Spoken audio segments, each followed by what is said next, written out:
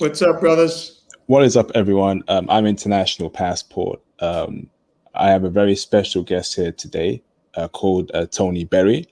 Before I get him to introduce himself, whoa, Whoa. what's going on, bro? No worries, brother. While you sort that out. So, yes, I'm International Passport. Don't worry, bro. I'm International Passport. I'm here again with a very special guest called Tony Berry. I want to say a huge shout out to my old subscribers. And if you're new to this channel, welcome. Please hit the like button. Your likes would be greatly appreciated.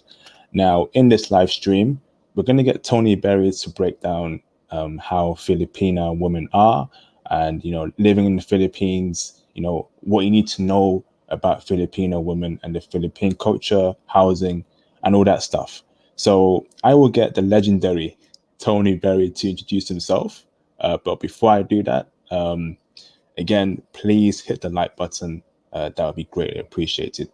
So Tony, you are currently on mute. Can you please unmute yourself?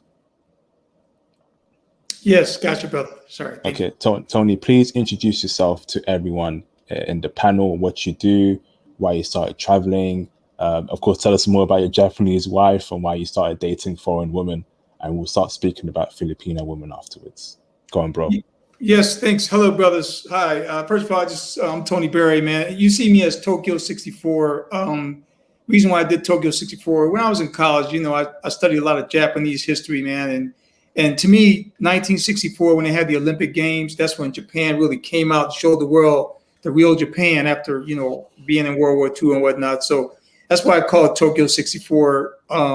I lived in Japan 11 years. So that's my number one country that I know. I speak Japanese fluent.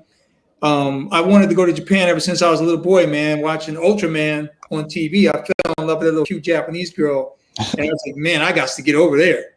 I didn't know how I was going to get there, but I had to get there. I'm originally from Philadelphia. I grew up in the projects, or like you say in the UK, the estate houses. I think that's what y'all call them. Yeah. I was watching that Top Boy program. I think that's the word I got from there, Yeah, man, I grew up poor and black, man, in the hood. But I joined the Air Force when I was 17, right out of high school, man. I just graduated a year earlier and boom, went in the Air Force. And, from the day I got in the Air Force, man, my goal was to get to Japan. Any way, shape, or form, I wanted to get to Japan. But I ended up getting stationed in Korea about a year after being in the Air Force. It wasn't Japan, but it was Korea. Got there, I learned a lot about their culture and everything like that. But I saw how the white men were beating the brothers' image up. So at a young 18, 19 years old, I started noticing a lot of issues overseas about people trying to keep brothers down. But I got over that. A few years later, I was in Japan. I got stationed in the place called Okinawa, Japan, which I didn't want to go to Okinawa, man, because Okinawa is nothing but GIs everywhere, man, just dogs. And the ratio of men to women is horrible, man, down there. The local girls, they don't want to date the brothers or anybody. They don't want to date anybody American. I mean, it's changed now, but, with the time I was there, it was really tough getting a date, man.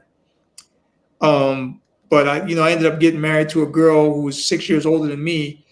And man, I didn't realize that I was only 23 years old. And this woman, she just knew she had me. I didn't realize I didn't even know what was going on because I was so young, And that's the problem when you run into a place where there's not that many women and you run into a woman and you like, oh, I better latch on to that one no matter what, I mean, this girl wasn't even the type of woman I really was into, but, hey, I didn't want to go home lonely every night. So I ended up doing that for a while. But, that kind of broke off. We were married about 7 years, man, and I broke off with that. I messed around on her a lot, man. She knew about it. She didn't care. That's how it is over there, man. They don't care about it, man. As long as they got a man, that's all they care about. You know what I'm saying? They're like, oh, okay. I mean, I remember coming back home and on the phone talking to a girl up in Aomori up in Japan and all these other girls I was dating in Japan, man. And she was like, okay, you finished? All right, no problem. It was nothing. It was no big thing to her. I was just a man. So I went through that, I went through that experience, guys, went through that. and then I came back to the U.S. I got out the Air Force, came back to the U.S. And, I was in Seattle in the Northwest, man, up here. I was going back and forth to Vancouver a lot, man, dating a lot of girls up there. I mean, I didn't have to do nothing. I just get up there, man, and women just like, you go to the club and you talking to one and the other one's like, okay, well, when you're done with her, talk to me. I'm like, well, wait a minute. Let me just, I didn't know what to do at first, man. I was like, oh, damn, okay. Well, can you give me a break, And they would see you take a girl home that night. And the next night you show up at the club, man, or wherever you want to go. And they'd be waiting for you, man. They'd be like, all right, it's my turn. And I didn't know how to handle it. I was like, what? Y'all taking turns? Shoot, once I figured it out real quick, man, I was going to Vancouver almost every weekend. Damn. Driving that 3 hours up there and back. Mm-hmm. So that's so carry on, bro. I'm sorry. So I did that for a couple of years, bro, but I got kind of bored, man, because I missed Japan, man, because I was in Okinawa, which is an island. Like I said, they have a lot of GIs over there. But I wanted to go to mainland because I had been to mainland a couple times when I was in Okinawa, and I fell in love with it, man. I mean, the women were so different than they were on the island. They didn't care about nothing, and they were plentiful too. I mean, you go to the base on a Friday or Saturday night, and there'd be women lined up around the corner for blocks trying to get on the yard, talk to brothers. All they wanted to do was talk to brothers. They didn't want to talk to nobody else but brothers. That was it. So after Okinawa, how did you start traveling to the Philippines? Yes, I'm sorry. So sorry, fellas. Let me get back into that, man. I know I'm on a tangent. Okay, so when I was in Okinawa, I was stationed there 7 years, and I've been to the Philippines 4 times while I was there. And my first time I went to the Philippines, man, I could not believe it. I could not believe how, I felt like a woman when I was in the Philippines. That's how bad it was. They was all over you, man. They was all over trying to catch you, trying to touch you, trying to be with you. They didn't care about nothing. You'd be in a club and you'd be sitting down and some waitress would come up, hey, this lady over there want to talk to you, or that lady over there want to talk to you.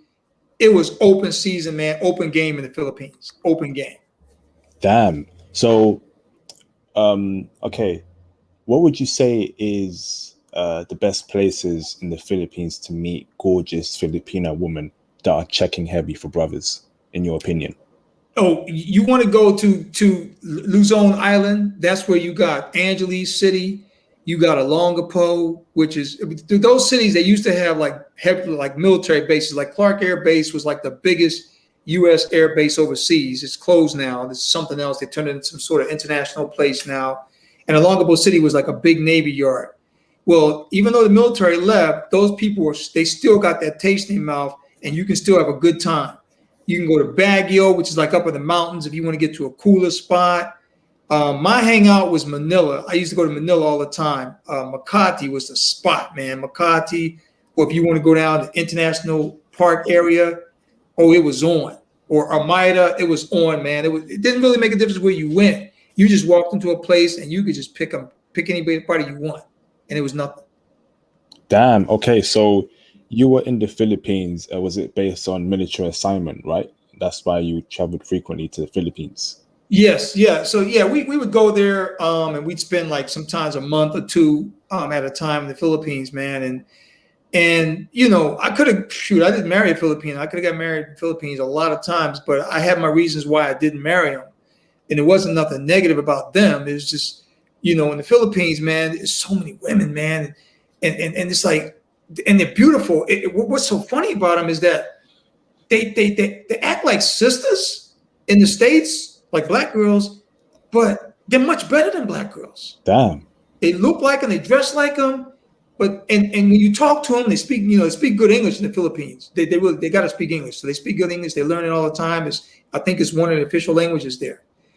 But when you first see them, the body, the look, the way they take care of themselves. I mean, they don't like being dirty, man. They don't like being dirty. They don't like being smelly. They like being clean all the time, and they dress well. So like I said, you walk down the street all day long, you just see 10s everywhere. I'm like, damn, there's a 10. There's a 10 again. There's a 10 again, and you can speak to them. So before I ask your question, Tony, everyone, we got 38 people watching this live stream. 41 people right now, can you please hit the like button? Because Tony Berry is taking his time out to spend a couple hours with us to drop intel regarding Filipino women. This is essentially free of charge. Other people charge for this information. All I'm asking for is likes on this video, okay? Please hit the like button if you are new to this live stream. That's all the support I'm asking you for. I'm not asking you for $100 or that kind of amount of money. Please hit the like button. So my question to you is, bro, you're saying they're like black girls, the Filipino women. What do you mean by that? Because Jay Bones says here they act like black girls, but they are non-combative. What do you mean acting like black girls? How do black girls act that Filipino women act like too? Speak about that, bro. And let me reword that. So they look black. And they because of that, they have a lot of Filipinos that are from light to dark. I mean, there's a lot of dark Filipinos there too. You got the island and the Negritos or Negros, and there's a lot of Filipinos got that black in them. But yeah, they look black. They don't necessarily act like black girls totally, but the way they dress, the way they act, it's like if you would think about how a sister used to be back in the day, but the Filipinos are that way now. So that's what I mean. They're not combative. It's a patriarch society. I mean, man is king in the Philippines. That's what I like about it. The man is the king. The first thing I noticed when I got there, bro, is you the man. It's all about you. It ain't about nobody else but you being the man in the Philippines. And they let you know it too. Okay, brother. Let's speak about prostitution there in the Philippines. Mm-hmm. Is that a big problem there in the Philippines? When I was there, it wasn't. I wouldn't really call it prostitution. I mean, you do have your places where you can get it, but what it is the Philippines. See, when you go out and you meet a girl, if you like the girl, the way it works is you go, you meet, you take them out to eat, you bring them back to your hotel, you with them. You're not paying them anything. So, like me, I've never paid anybody anything in the Philippines. I don't even know any of my friends that's paid Filipino to sleep with them. They do, of course, they do have prostitution, but I never ran into it because I didn't have to. There's just women everywhere. Okay, brother. Let's get another issue out the way as well. Is all that trans stuff a problem there in the Philippines? Is that something brothers should be very, very aware of? Because brothers in this live stream do not want to deal with those kind of people. They don't want to deal with trans people. Is that a problem there in the Philippines, bro? Oh, you talking about trans? You talking about like Billy boys? What you say? Yeah, all those lady boys are trans. Oh, yeah. I know it's a problem in Thailand, but is it also a problem in the Philippines? Yeah, it's a problem in the Philippines. It's a problem, and you have to.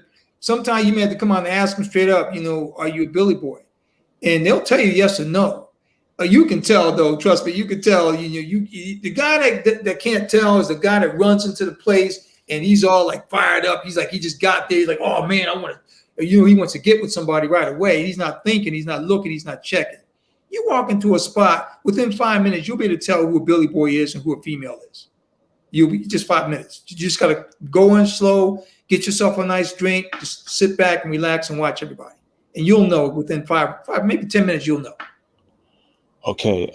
Did you hear that, brothers? Make sure you just you look up and down, you check properly, because this isn't the channel for that kind of stuff. We don't want to deal with that. We're only into women who are natural born women from birth. That's the kind of woman I like, and that's the kind of woman that brothers want. So you're saying that you're able to distinguish between that by looking at them, Tony, because surgery is getting better every day. Amongst changing your gender, and brothers don't want to be trapped. So you're saying that you can simply look at them and you can know that they're trans, yeah? Yeah, because you can see who they come in with. Like Filipinos, they like to sing and dance, right? So they go out in groups, and you can just go. You can see them how they're approaching themselves, or how they approach people, how they approach the crowd.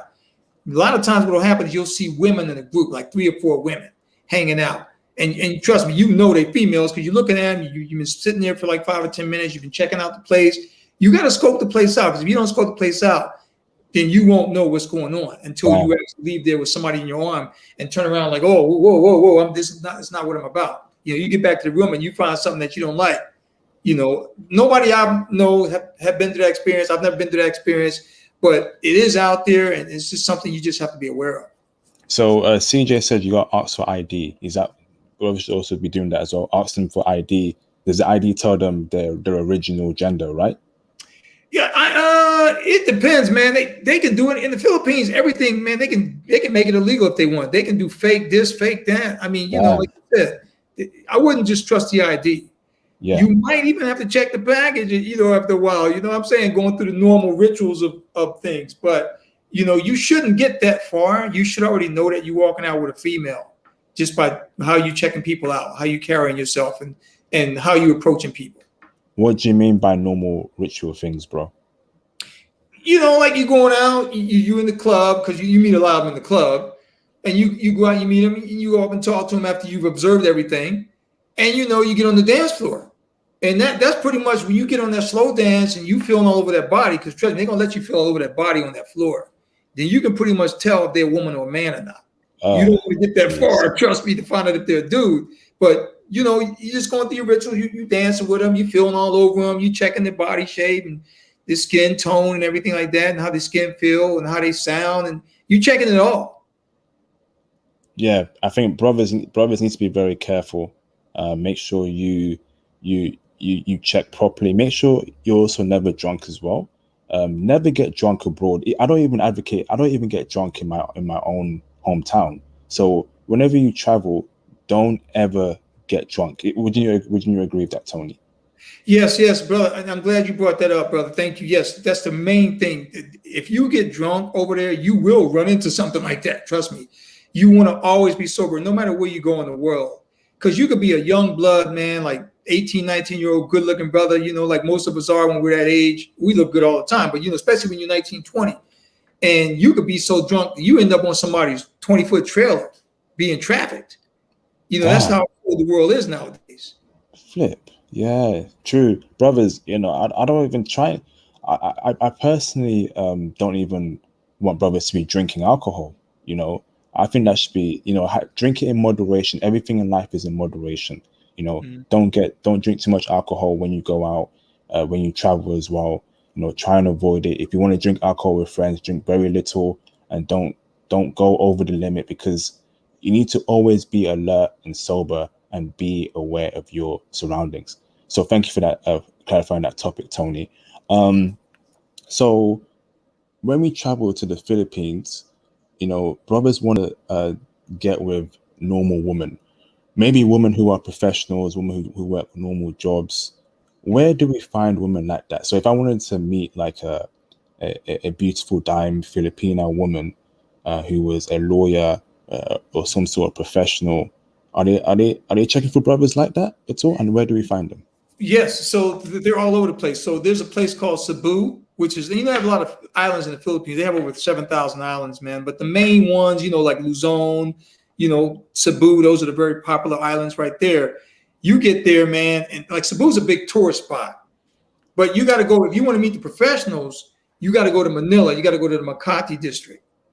Because that's the financial district in Manila. I mean, they're all walking up and down a dime a dozen. And the universities too, because there's a lot of them in the universities. You got a lot of Philippines. See, people don't understand, in the Philippines, the medical field is the prime. So they got some of the best doctors and nurses in the world. And, you've seen them all over UK. You see them in the US. I've seen them all over Saudi Arabia. A lot of people import Filipino nurses and doctors. So, because they have the best ones there. So if you want to run into one that's nice, she's a dime and she's trying to study and get her PhD or becoming a medical doctor or something, or a nurse, but she's a dime and she will talk to you. Okay. And so you're saying that, professional Filipino woman, I keep saying Filipina woman. That's the double, whatever. So they're checking for brothers, right? The professional Filipino women. Yes. Okay. Philippine, when I was there, man, Filipinos, they prefer brothers. They prefer brothers because to them, we're closer to their shade. We can speak their language, not necessarily Tagalog, but I mean, they feel, like I was saying earlier when I want to get back to about the black girl thing. you know, when you're with them, you really do feel like you with one of us, but you don't have the drama. So that's what got me, man. I was like, be with them, and you know, I'd be hanging on them, feeling on them, kissing on them, making love to them. I'm like, you know, if I didn't look at her, I would think she was a sister that was just the nicest sister in the world. You know? Crazy. So, okay. So you're saying Cebu is a place to meet professional Filipino women. That's what you're saying, brother. Yeah, you can meet them in Cebu, but the better place is Manila and Makati, because Manila, you know, the biggest city in the Philippines. The best place to meet them, bar none, is Makati. This place called Makati, which is in Manila. Okay, thank you for that, brother. So my next question to you, brother, is it ties in with racism. You know, is racism a problem in the Philippines against Black men? And are Filipino men jealous of the attention that Black men get from Filipina women? No, I didn't have that. I didn't have that experience there. And I've never heard of that in the Philippines. Like I said, a lot of Filipinos, they treat us, you know, when you're hanging out with them, you really do feel like that's somebody from your neighborhood or from your spot. Only difference is you don't have to deal with the drama. The drama doesn't come with it. So I didn't see any animosity toward me with dating any of the women, because there's so many women out there in the Philippines. There's so many choices going around. Everybody can get a woman in the Philippines. Even the local Filipino dude can get a woman. But the problem that a lot of girls are telling me, because I keep in touch with the culture, you know, I know a lot of people of the Filipinos here in the U.S., and they go back and forth to the country all the time. What the thing in the Philippines right now is why they're gravitating even more toward the brothers is because the Filipino dude has discovered that they can have babies with these women without getting married. Because, you know, in the Philippines, it used to be illegal to get divorced. Once you got married, you were dead. You were married. So they'd marry a dude, and this dude would mess around with him all day long with all kind of women. Because there's so many women out there. And you don't need a lot to make these women happy. Okay, so, but I know colorism is a problem there amongst, you know, Filipinos. But obviously, as Black people, Black men, we come in different shades. Is there a preference that Filipino women have towards certain Black men of shades? So is it light-skinned Black men, dark-skinned Black men, medium-skinned Black men, or it doesn't matter at all? It doesn't matter to them at all. It doesn't matter. You know, the one thing a lot of these people will say over here in the U.S. is that when you're in the Philippines, the Filipino just wants to come to the States. They don't care who they come back with. But that is so far from the truth. Because even if they come back with, say, some person that ain't Black, you know, which I've seen in the past, they might get to the world, but then they're like, you know what? The first thing they run into an issue, they're like, oh, that's it. I'm going for a Black man. They just use him, the white man, to get to the States if they need to. And once they get to the States, then they dump them. They say, oh, I want to get a brother now. So, no, I've never had any problems. I've never heard of them. They don't care what shade you are. They're just going to go out with you. Awesome, bro. Would you say feminism is a problem amongst Filipinas? No, because like I said, they come from a patriarch society. As long as you're taking care of them, they're fine. A lot of Filipinos will come to the States to work. They will work as well. They won't be expecting you to foot the bill all the time. Whatever they can do, they're going to contribute because they're very happy to be with you. And number one, and number two, they're happy being out of the Philippines and in the States. So that's I know a lot of guys that marry Filipinas. Myself, I did not go that route because what I do notice is that a lot of them are poor. So a lot of them would want you to be taking care of their families too. So guys would be sending money to the family. That's why I always tell guys, if you're going to do it, you got to have some wealth. Just imagine you got a lot of money and you sending $200 a month to the Philippines. That's nothing. That's like sending $20 a month if you got that wealth. Yeah. Okay, that's a very good point, brothers. You know, if you go to the Philippines and you happen to get, you know, a decent Filipina, right? You know, more than likely she's going to come from a poor family, and then there's an expectation that you have to take care of the whole family. Sorry, I will never do that. I'm not a simp. I'm not a fool. So if you brothers want to do that, then good luck. But I always tell brothers, always date feminine foreign women that come from middle class families, rich families, or families that actually can take care of themselves. Don't be a ATM. Okay, if you want to be an ATM, go over there to the simp side. Yeah. No, brother, I agree with you on that, and that's why I went the Japanese route myself.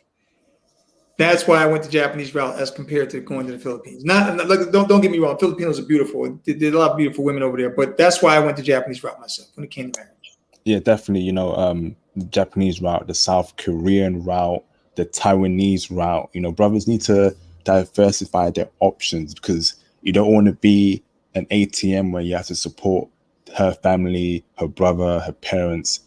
God forbid. That there is the highest level of simping. That's the final stage of simping. You don't want to be that simp. You don't want to be that guy being used. No.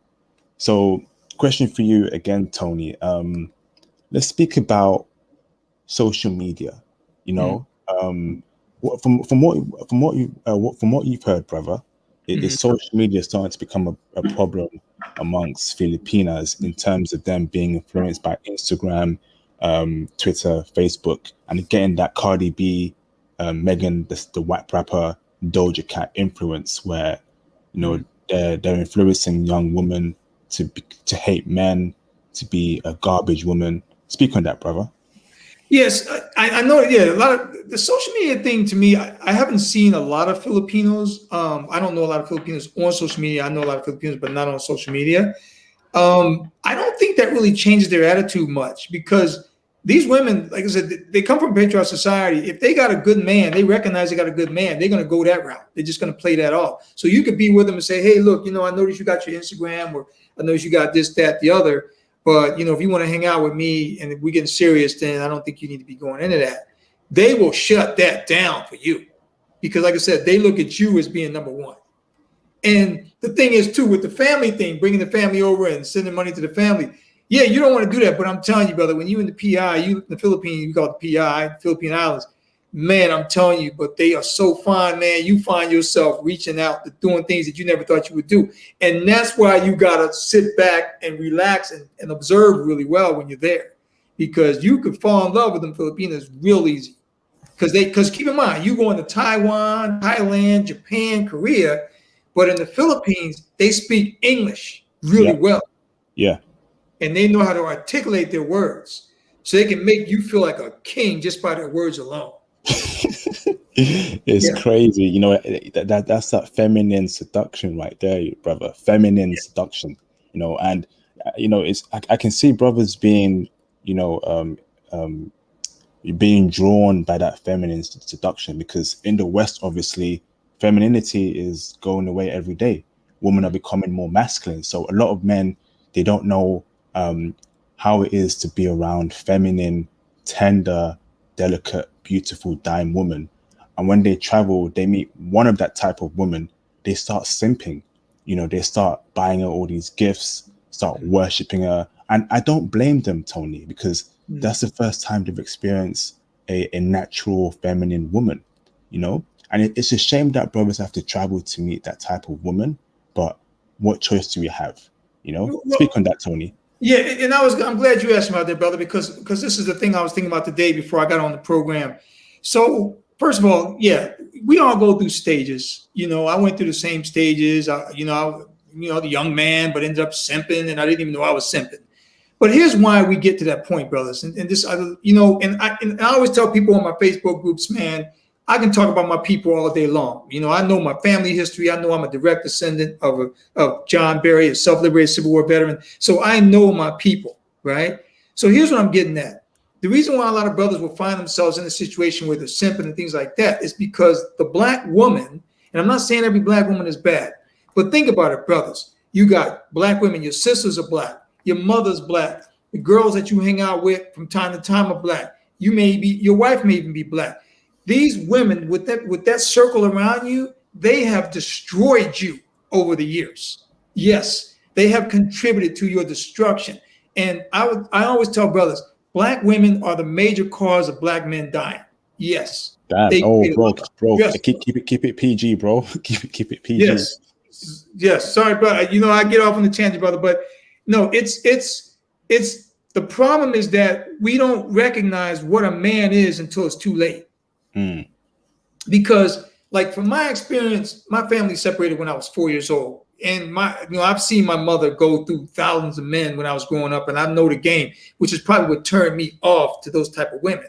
I mean, she had a kid by another man, was still married to my dad, and had him pay child support when they got divorced. So I've seen the sneakiness and the cynicism in that type of situation with these women, and I've seen it firsthand when I was growing up. So what I'm getting at is, with them all around you, clouding your mind from day one, you're never able to find out how it is to be a man until either it's too late or until you've actually figured it out on your own. Yep. Before I actually speak on that tangent you went on, let me just address Hebrew Prophet Warrior with the simp comment of the month. So he says here, the money that you send the Filipinas family isn't going to be that much. $200 a month to the family is nothing for the best woman on earth. Bro, this right here is the biggest simp comment I've heard this month. Even worse than the guys from yesterday by Awakened King and Nick. Yes. Bro, you should not be sending any type of amount of money to support someone's family. It's just, I wouldn't even send her $20. It's not right, bro. First it starts up with being 200, then 3 months later 400, 1 year later 800, just to date one woman where you can find another one of her who comes from a better family, and you don't need to support her family. Bro. No. Carry on, speak on that, bro. No, so and that's the thing. So here's the thing, and like I said, I love the Philippines. I love the women there, but the thing is this, brothers, there's so many countries to visit, and what you need to do is you need to know that when you're in a spot like the Philippines, you have to set your priorities. You don't have to go there. You're not going there to marry anybody. You want to go there, you want to have a good time. You want to see how many women you can meet, what kind of dimes they got, and check all the situations. You might get lucky and run into a professional Filipina whose family is well off. But if you are really interested in Filipinas, my suggestion is go to the Bay Area.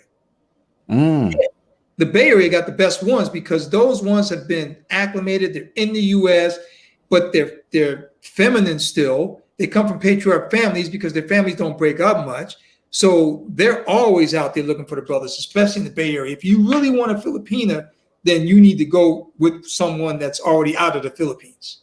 Okay, but if brothers go to the Bay Area, which is in America, to get Filipino women, right? Are those women feminine? Are they cooperative? Because why would brothers want to date an American woman who's Filipina, but she has American mannerisms? She worships Cardi B, listens to Doja Rat, Megan the Whack rapper, instead of dealing with women from the source, which is the Philippines. Speak on that, Tony.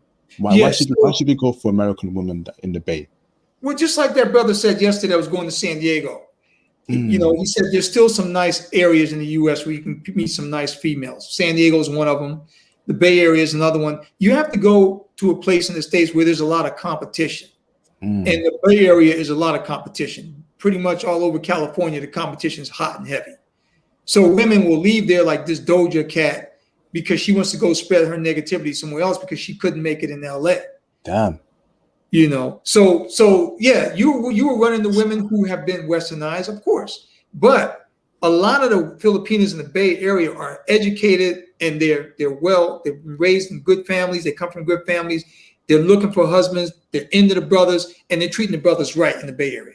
I had to fight them off of me when I was down there in San Francisco, Oakland area. Trust me, they're crazy. I couldn't believe it. And I thought I was in the country. Looks like I need to book a trip to the Bay Area and San Diego because if there's spots in America that women are still decent, they're not saying they hate men, that they still have a degree of femininity to them, then maybe I need to check out the Bay Area and some parts of California, because I thought California was crazy liberal and everything goes on there. Anything wild you can think of, it happens in California. And I don't want to deal with women who are too wild. Yeah, and that's another thing. That's why when you're there, you have to observe and you have to see what's up.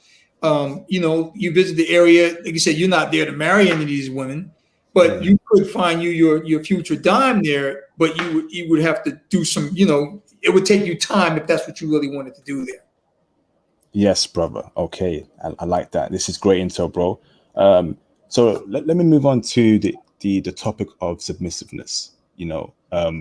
Based on your experience, based on what you heard, based on your friends who date Filipinas, are Filipino women submissive, and how submissive are they on the scale from 1 to 10?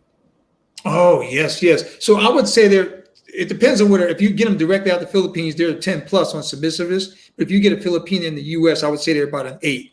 I know Really? that mostly all the friends that I know that are married to Filipinas, none of them get divorced. And they got great marriages. I got guys who had Filipino women who don't date them anymore, who married other women, and they come back and they always complain about, oh man, I miss my Filipina. I miss my Filipina. And my question is, well, why'd you ever leave her? Why did you stay her? So I don't see a lot of guys having any issues. I see guys happy. I see guys raising good families with these women.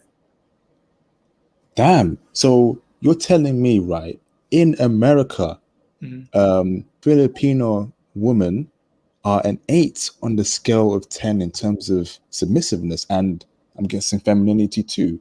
That's very rare for a Western country to hold a group of women that are still submissive, where feminism prevails, where they're pushing out hatred towards men, where they're encouraging women to not support men, to not appreciate and respect men.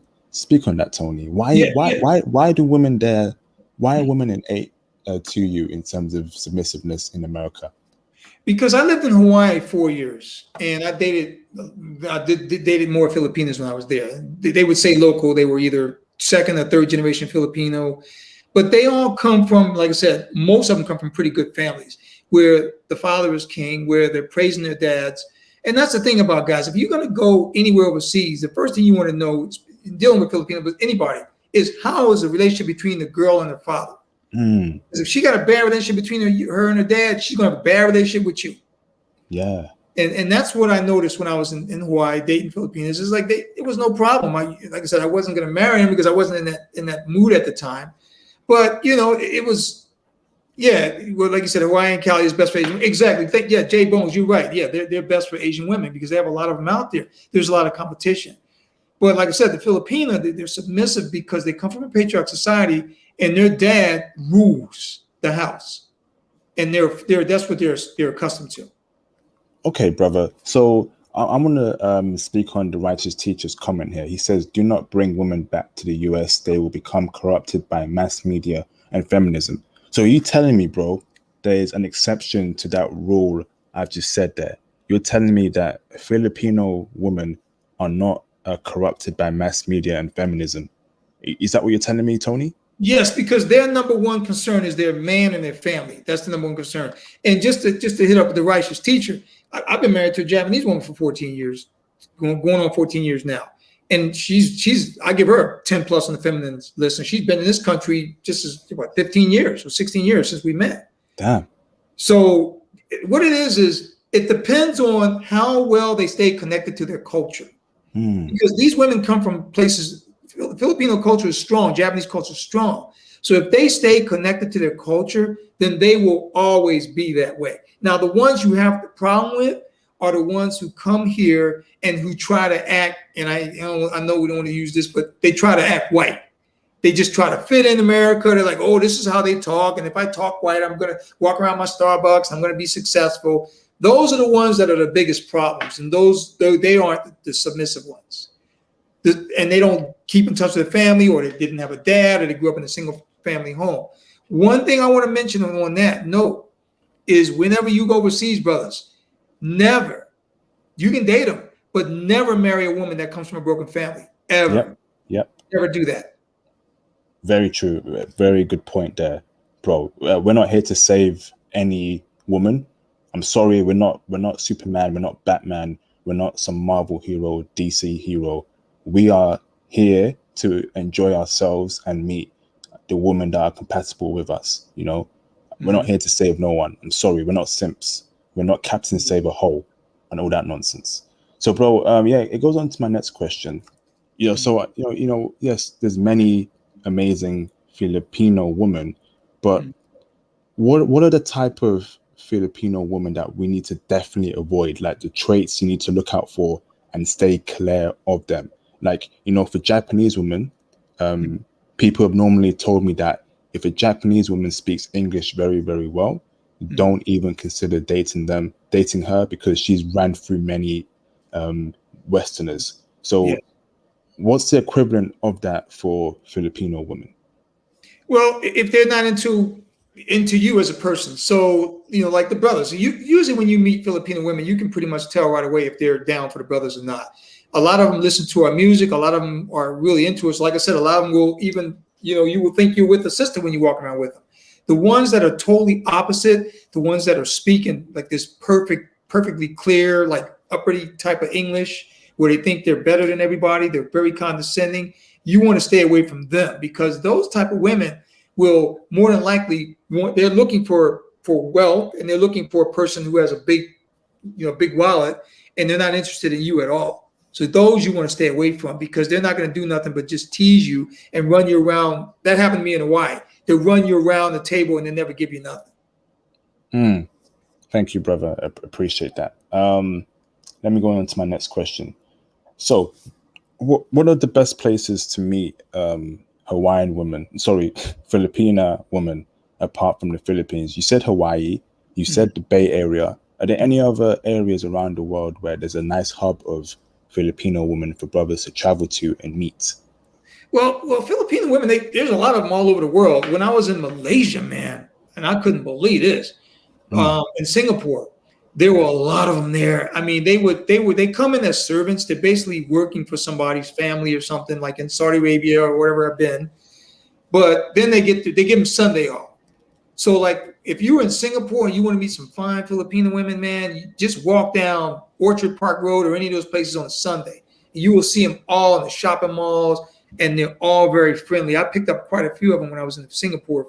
I think I spent 10 days in Singapore, and I must have met, I was there 2 Sundays, and I met a lot of them, got numbers and stuff like that. You know, we might have connected later, or we might not have connected, but they're all over the world, and you can recognize them right away because they're going to be real calm, very easy to talk to. They're always easy to talk to. For the most part, they're very easy to talk to.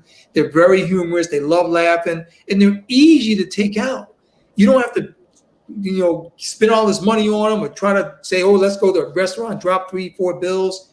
They're very easy to hang out with. Thank you for that, brother. Appreciate that. I want to speak about health issues, like health-wise, and bring it back to the Philippines. Are STIs and STDs problems there in the Philippines? And let me tell you why I'm asking this question. I know for a fact that apart from brothers, you know, a lot of white men travel to the Philippines to obviously smash and date Filipina women. You got brothers who do that too. So yes, you can meet a dime Filipina chick, but she might have more than likely smashed many brothers and white boys, you know, in the past, even though she's all feminine, all perfect, because everyone knows that Philippines is a hub to travel there and just sleep with gorgeous Filipina women. So would you say STDs and STIs are a huge problem in the Philippines? Because obviously there's a lot of dudes are smashing the same chick and they don't even know that, and you don't want to catch anything, you know, from her. Yes, brother, that is true. It is a problem. And it's funny that you mentioned that, because I remember the first time in the Philippines, I had this book, and the first line in there was that sex is the major incentive in the Philippines. Look, you got people coming there from Russia. Australians hang out there a lot. Kiwis from New Zealand, they love going to the Philippines. So you got guys coming in from all these different countries smashing these women. Yeah, you have to use your protection. You have to protect yourself. And that's the thing I want to say too. If anybody you meet at a club, they're not wife material. For the most part, they are not wife material. The wife material are, like you asked me earlier, are like the professionals. And you hang out, you happen to be in the coffee shop or a cafe, or the ones that might work at the coffee shop or the cafe, or the ones that might work at the bank, or those type of women who don't frequent clubs, who stay at home, because the Filipina that comes from a strict, well-to-do family, that would be your best bet if you're in the Philippines, because more than likely you'll find their virgins. They never slept with anybody. That's a lot. But when you go to the clubs, of course, you don't know who they've been with. Yeah. Yeah, it is a problem there. Yes, it is. And that's why you want to wear a boot all everywhere you go. A what? Sorry. You want to wear a boot everywhere you go. A boot. What's that? You want Sorry. to wear that condom. You want to Oh. stay pregnant. Yeah. Oh, sorry. American slang. Sorry, bro. Yeah. Okay. Sorry. Yeah. All right, bro. Thank you for that. I thought I'd bring that up because I know for a fact it's a hub for everyone: Australians, English people, Americans. Everyone travels there to the Philippines a lot to smash Filipino women. And to be honest with you, to you brothers, it's not really on my list, the Philippines, because it's just a place where it's literally it's been overtaken by Pookie and Ray Rays. If I be honest with you, brothers, it's sort of like DR. You know, everyone goes there now, and the women there are just tainted. And I'm sorry, Philippines isn't really on my list, but I thought I'd make this video because a lot of brothers like Filipino women, so I thought this video would be beneficial for them. And so, brothers, can you name us clubs, the best clubs and bars that you are aware of in the Philippines that brothers can go to meet decent, professional, well-to-do Filipino women? Yes, you can go to a lot of clubs and bars, like I said, in the Makati district in Manila is upscale. So any upscale district, you don't want to go to Ermita. That's around the U.S. Embassy. You can go I think it's near United Nations Station off the train line. That's where you see a lot of the sleazy women and a lot of the Russians and Australians and Kiwis and English. They're all hanging around there, and Americans, they frequent those places a lot.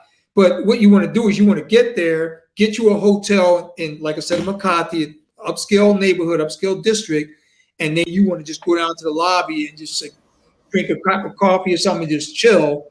And you will see some dimes walking around, and a lot of those dimes, they've never been married, got no kids, and half of them virgins, and they want to talk. That's where you want to go if you want to meet a decent Filipina. Make sure she comes from a decent family that is well off. That she don't need your money. They don't need your money. They got land all over the Philippines.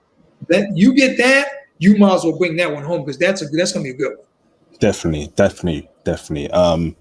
100%. That's great intel, bro. Appreciate that. Saucy Radiant says, hit the like button. This is good content. Facts. Tony Berry is taking the time out to give brothers the intel regarding the Philippines. And please hit the like button. That's all we're asking for, brothers. Because the reason why I tell you, brothers, to hit the like button is for the algorithm. We want our content, this content, to reach other brothers who need it as well. I thought I told you, brothers, this community is not only for us, it's a growing movement to save brothers' lives, to show brothers that there's more to Black women than Keisha from the block, and everyone always laughs, but it's true. Brothers need to actually open their minds, explore their horizons, get their passports, and understand that, women in your community are not the end all be all. All right. So next question. Carry on, bro. Sorry, if I can say something on that about what you were saying about the Keisha from the neighborhood thing. See, here's the thing, brothers. Here's why you need your passports, man. Here's why you need to go overseas. And I can attest to this because I've been married for 14 years to a Japanese woman that's much younger than me. Here's what I'm noticing is when you're with a woman that really cares about you, that values you as a man, that your life is so much better. You're going to live so much longer. I mean, me at 59, I'm in shape. People think I'm in my 30s. I look good. I feel good. I'm 59. Always a good thing, Yeah. Because my wife I ain't got the drama. And that's what I'm saying. Black women are causing the brothers to get all this drama and all this stress and dying. They're causing your death. I come home, I ain't got to worry about nothing, man. My food's cooked for me. I seen guys come home, they ain't got no food. They're ordering pizza, ordering something. Did you cook something? No, I ain't feel like cooking today. And that's every day. Or I ain't want to cook today because it's hot. Oh, I'm tired. I don't want to cook. You know what I'm saying? Ain't took a shower, ain't nothing. You come home, you want to see a woman in negligee cooking that dinner up for you. That's what you want to see. You see that a lot when you go overseas. So what I'm saying is, it just broadens your horizons. It makes you feel more like a man. You walk down the street, you're confident, you're successful in your businesses or whatever you want to do in your life because you have a solid woman by you that's valuing you. I can't believe you're 59, Tony. Did I hear that wrong? Did you say you're 5'9", 59? Yeah, yes, brother. Yes. If I'm being honest with you, I thought you were around 38 to 40. Oh, thanks, brother. Thank you. I would no, I'm being serious. I would never thought you were in your 50s. What's going on here, bro? 59. That's crazy. You know, the brothers see, this just, confirms the movement. If I'm being honest with you here, right? Having a bad woman in your life, it causes a lot of stress. It causes a lot of drama that, destroys your mental, destroys your physical appearance, makes you feel sick. Imagine coming home every day and just having arguments, worrying about, do you trust your wife? Do you trust your girlfriend? Because, she's just wilding out. She has bad friends. She's on social media. All that, it accumulates stress, right? So it's always important to have a good woman that you can trust, a feminine, submissive woman that, she backs you up, you back her up, and you have no stress, no arguments. I'm telling you, brother, this just confirms to me that foreign women are undoubtedly better than Western women. This brother is only 59, right? And the reason why he looks that young is because he's got a woman by his side who gives him no stress. Mm-hmm. No stress at all. Wow. Crazy stuff, bro. Go on, Tony. You know what I noticed when I discovered that no stress thing, brother? Like I said, I lived in Saudi Arabia 4 years, and I'd come home from work with my friends, and they were married American wives. There would be no food on the table with these brothers. No food. The woman been home all day, ain't got to work, ain't cook for them, ain't clean for them, right? So I'm like, wait a minute, what's wrong with this picture? You going out there working your tail off, and you coming home, and your wife ain't did nothing for you. So I started thinking, I said, And then some of those guys start dying off.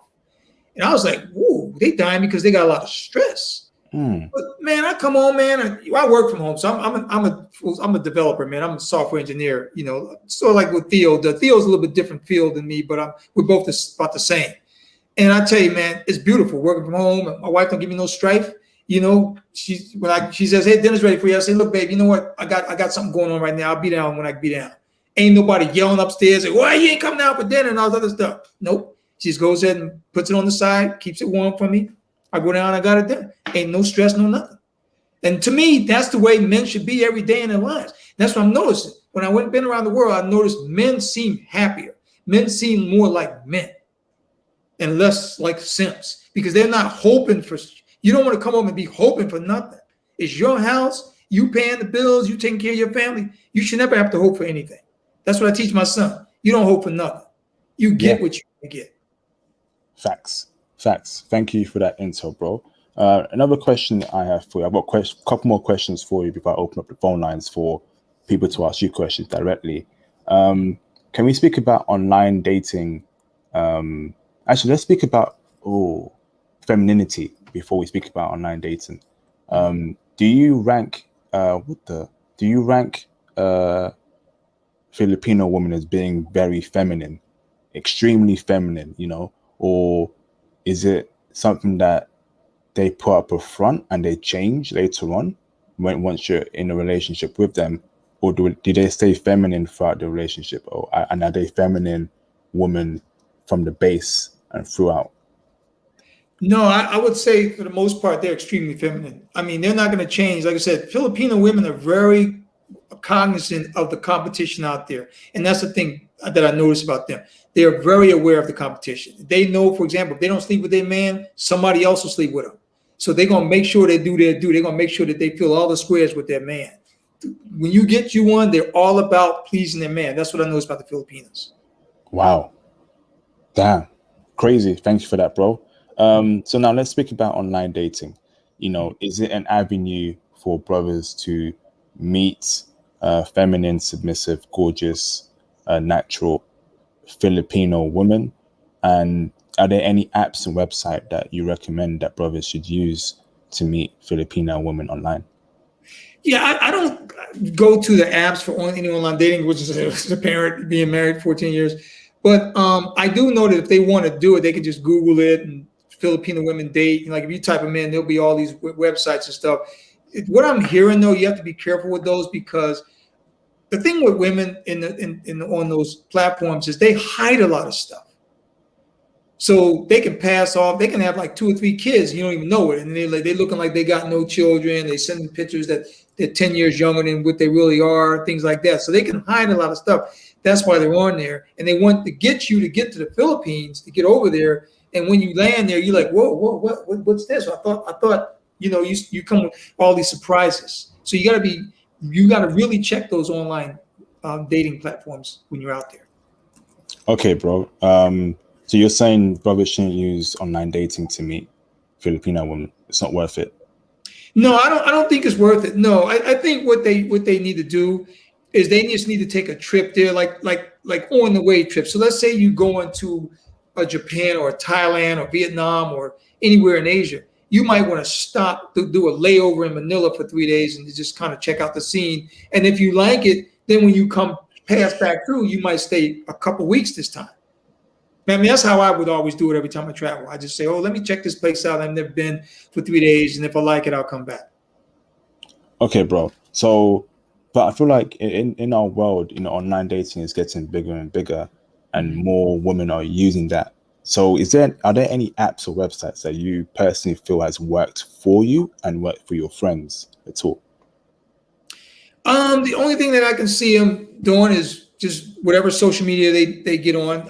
I don't recommend Instagram, of course, because Instagram, the women on there, they're already well known and they already know how beautiful they are.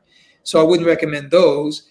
I don't know of any online dating apps out there where they can meet women, but I do know that if they Google it, they can find as many as they want, or they can go to like a YouTube and they can say, okay, how to date Filipino women, and they can see it on YouTube, and there's some pretty good information out there on that. That's as far as I know. My thing is even when I was single, I wasn't really an online dating person. I was a go there, fly there person. Like Theo, I'd be flying all over the place to meet these females. Yes, bro. Actually, before I speak more about my questions, so what is your career, bro? What allowed you to live in Saudi Arabia for 4 years and live in other countries for you did say military, but you went from military to software engineering. So how did you get into software engineering, and has that allowed you to live in different countries? Yeah, so with me, I was in the military 12 years. I went in, I got my degree when I was in, I traveled. So I filled all the squares, and I was like, you know what, there really isn't anything for me to do. And, they had the good old boy network, so I didn't want to deal with that anymore. You can only go so far. So when I got out, I was teaching English, a couple years later in Japan. I came back to the States, I got me a little job doing administrative work. But then I got bored, went back to Japan, taught English, because all you got to do is have a college degree, for all the brothers that want to know. If you got a degree, you just drop there. I gave myself 2 weeks to find a job when I was in Tokyo. I found a job in 3 days, partied the rest of the time, and started work 2 weeks later. That's how easy it was for me to get a job there. But after that, I ended up in Saudi Arabia because the Saudis needed people to teach them what I did in the Air Force. Because the Royal Saudi Air Force, we were selling them like aircraft. The Brits were doing the same thing with the Tornadoes. And we were selling them the F-15 aircraft. So I'd go over there and I taught them how to work on those planes. Awesome. Thanks for that, brother. Let me just address SWATS 214. SWATS 214 PH. What's PH? Is that Philippines? PH. Elaborate on PH, SWATS 214. I'm happy that you found a gorgeous. Yeah, he's talking about the Philippines, and I know exactly what SWATs mean. Like I said, he's right, man. Super feminine, submissive, and long, beautiful. Yeah, I remember that long, black, beautiful, soft hair, man. Silky, yes. Awesome. Yes. Okay, next question for you, bro. Do we need to know Spanish? No, you don't need to know Spanish. In fact, the Filipinos, they speak Tagalog. Well, that's one of the languages. They speak a lot of different dialects over there, Visayan, Tagalog. But I know the official, Tagalog is one of the official, English is official. Everybody that I ran into in the Philippines, they speak good English. And some of them speak better than people speaking in the West. So we don't need to learn Spanish or Tagalog. English is simply enough to navigate. Yes, English is enough. There. Trust me. They will know exactly what you mean when you speak in English with them. Yes. Thank you, bro. Would you say Filipina women are materialistic? It depends on the woman you get. I'm going to say about 30% of them are. It depends. You heard the Imelda Marcos thing with all the shoes. Like I said, you have all kind of women over there, but 30% of them are materialistic. They want everything. They want it all. And those are the women that you want to stay away from. They're not simple women. They're high maintenance. They're hard to keep a relationship with. But you don't run into them that many of those women. So, but yeah, I'd say about 30% of them are materialistic. 30%. Okay. All right. Thanks, bro. Hold on. Let me just address question here. So J Bone says Saudi Arabia and Qatar has a lot of Filipino girls there. Have you been to Qatar as well, J Bones? Is that true? Can you hear me, J Bones? J Bones. J Bones, can you hear me? Oh no, flip sake. Tony, can you hear me? Yes, I got you, brother. I got you. Sorry, bro. Yeah, is that true? Have you been to Qatar before, J Bones? And is this true, Tony? I've never been to Qatar, but yes, Saudi Arabia, yes, they have a lot of Filipinos. In fact, I was dating a few Filipinos in Saudi Arabia. So yes, I know about that part. Yes. Because like I said, they go there, they hire them as nurses, and they're serving, like cooks, they're maids, whatever. Filipinos are exported all over the world for their cheap labor. And you run into them a lot. And I've known guys that actually married some Filipinos in Saudi Arabia when they were there. Awesome, bro. We need to speak about your experience in Saudi Arabia. I think that'll be for next week, because Saudi Arabia is crazy, bro. Yeah. Are you up for it next week? Yes, I'm up for it, brother. Yes, Saudi Arabia was crazy. Yes, trust me. Yes. All right, we'll speak on that next week. Okay. Next question for you is where is it? Cold approaching. Is cold approaching the best way to meet? To show your attraction to a Filipino woman, and how do Filipino women want to be cold approached? The best way to do it in the Philippines, though, is to let them come after you, because you want them to be attracted to you first before you can see them. I mean, my game was I'd see them and they look good. I mean, like, ooh, she looks really nice, but I would never try to show that on my face. And I'd wait for them to come over to me, because they will come over to you if they're attracted to you. Trust me, if she doesn't, somebody else will. But if you want to do a cold approach, you just go up to them and ask them for directions or something, or ask them to show you somewhere. That was another line that really works well in the Philippines. Like, hey, I'm new here. Can you show me around Jose Rizal Park? Can you show me how to get to Makati? Can you show me how to get there? And if they're off, they were more than happy to spend the whole day with you just off of that question. Yo, brothers, that is solid intel right there. Solid intel. Brother just told you what you need to say to actually escalate things further in your cold approach. This intel here you won't get anywhere else. So let me just go on to the next question. How should brothers dress in the Philippines? Should brothers dress like the 90s hip hop stereotype, oversized jerseys, snapback, pants below their boxers, oversized jeans, size 14 sneakers and trainers? Or should brothers wear should brothers wear suits? How should brothers dress? Go on, bro. Well, a suit won't really do you any good in the Philippines with the heat and all.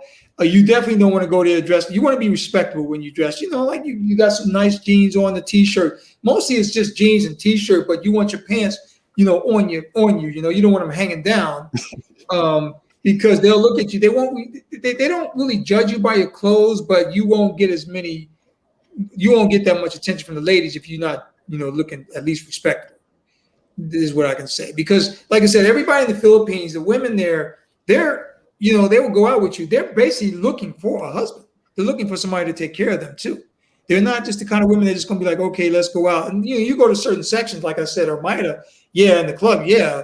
But when you meet these professional women and you establish a relationship with them, basically, if you see them more than once or 2, 3, 4 times, they're expecting you to be the man. Okay, bro. So you're saying but what should brothers wear that will allow them to stand out? Now, I don't personally advocate for brothers to wear Gucci Armani, because first of all, you're setting yourself up to get robbed in a poor country, yes. And second of all, you're wasting your money on over expensive designer clothes. Would you say something like a blue shirt, maybe some black jeans, and then some shoes, and maybe like wearing a chain, just keeping it casual, but also still, looking good and exposing yourself to beautiful women? Speak on that, bro. you want to kind of like dress like in Miami, like you're in Miami, where you're just trying to be cool. It's all about being cool in the Philippines. All about staying cool. I mean, literally staying cool in the Philippines. So you don't want to overdress for one thing, because they'll look at you like, what's wrong with him? Why you got too many clothes on? Because I'm telling you, man, in the Philippines, with the heat and the weather, man, the women don't put that many clothes on. And you walking down the street, you like, oh my goodness, where'd you come from? So you don't have to overdress. You just have to be, like I said, when I was there, I just wear a t-shirt and maybe some short pants, with no socks and just some sneaks or whatever, and just kind of, mill around. I wouldn't really carry too much of the chains on much, because in the Philippines, one thing brothers got to watch out for is there is a lot of crime in the Philippines. And you don't want to stand out too much. Because, Filipinos are quick and they're very, very clever when it comes to taking things from you. So that's the big thing I would say you have to look out for too. So you don't want to draw too much attention. Do you mean in terms, so can they rob you and can they overcharge you for like certain products because they feel like you're very rich and you're a foreigner? So do they like scam foreigners because you're American? The perception that you have more money than them, so they can scam you and overcharge you for something that should be relatively cheaper. And can you also be robbed as well? So that's two questions for you, brother. Yes, they will overcharge you if they can, but that's pretty much anywhere you go in the world if they know you're a tourist. So they're not mainly looking at you just because they think you're rich. They just see you as a tourist and like, oh yeah, we're going to get the money out of you. The thing that I'm really always concerned with in the Philippines is the crime, because the women won't mess with you. For the most part, nobody will bother you. But if you look like you have something that they can take from you, they will take, and they're not going to confront you and take it off of you. They're more of, what's the word I'm looking for? Silent. They do it silently. They'll like pickpocket you, or you look up and you're like, oh man, what happened to my phone? What's this? What's that? And it's already gone. And they're good at what they do. They're really good at getting stuff off of you. So when you walk out, you don't want to be carrying all this stuff on you. You want to be a minimalist. You just want to walk down the street and, like I usually go out, have my card hidden on me somewhere, and that's it. I'm good. Okay, bro. Yeah. So I think when brothers travel to a country like that, make sure you wear pants, trousers that have zips or pockets where you can button it up. So if anyone tries to go inside, it blocks their hands. I advocate brothers buying, those kind of clothes that allow you to have zips, pockets, and buttons. Brother, wouldn't you agree, Tony? Yes, I highly agree. I mean, that was my standard. Yes. You always, and you want to, whenever it's sunny outside, even if it's not sunny, you wear shades, because people don't know who you're looking at or what you're looking at. Okay, so you're saying brothers should wear shades. Why should brothers wear shades in particular? Is it to hide? Because when you're in the Philippines, you're walking down like me. I don't look, maybe it's from the military or from growing up in the streets. I don't just look straight. I got, I'm not a tunnel vision guy. I'm looking at everything. I'm looking at who's in the room, this, that, the other. But when you got your shades on, they don't know if you're looking directly at them as they're coming up on you or not. They just don't know where you're looking at, because they're always looking at you and looking at your eyes, and not just one of them, many of them. They always, once they notice you, they're always checking you out. So if you've got your eyes covered, then they don't know what's going on. They know, oh, who's this guy? He could be hungover, he could be whatever. They just don't know. Okay, so would that be that to protect yourself? Yes. Okay. Yeah. So that would give you the jump on seeing where somebody's coming from, because they don't know. If they see your eyes, they know you're not looking to left or right. They're going to come after you from those angles. But they can't tell when you got your shades on. Awesome. Thanks for that, bro. In terms of haircuts, in your experience, what kind of haircuts do Filipinas like on brothers? Is it afro, dreads, buzz cut? Speak on that, bro. Does it matter? Yeah, they love that shave, of course, but they love the Philly fade. I'm from Philly. I used to rock a Philly fade all the time before I shaved all my hair off. They like that. You can get by with the dreads too. They just don't want nothing like really crazy. Like, you don't want to be walking down the street with purple hair on one side and this, that, the other. Because they don't want you to draw that attention. They don't, especially if they're with you, they don't want all that attention. So as long as you're well mannered, you're well groomed, it's all good. You can have your dreads, but if you look, because you can be cool with dreads, you can rock the dreads and be cool. they don't really care too much about that. They just don't want nothing that's out of the ordinary. Like, whoa, what's up with you? You know. Awesome. It goes on to my next question now. How do Filipina women normally dress? Like you said, they dress very minimal clothes. So I'm guessing it'll be like a bikini with shorts, or wearing bikinis out there. And how do they normally dress? And is that indicator to avoid certain Filipina women based on how they dress? Like, in your opinion, what type of woman who with a particular dress sense that brothers should approach and go for? There should be a dress code where brothers should stay away from a woman like that because of how she's dressed. Come on, bro. Well, they dress all different kind of ways, but for the most part, they just dress appropriate to the weather. So like they like to wear the mini skirts, they like to wear the nice dresses, the short dresses. It may not necessarily be too far up. It may literally be like halfway between the knee and the upper thigh. So they don't want to be too promiscuous with the dress because they don't want to draw the wrong attention. The last thing that a Filipino woman wants to be looked at is a whore, because they already know they have a lot of those issues in their country already. So they don't want to draw that type of attention. And like I said, you'd be surprised, a lot of women over there are still virgins.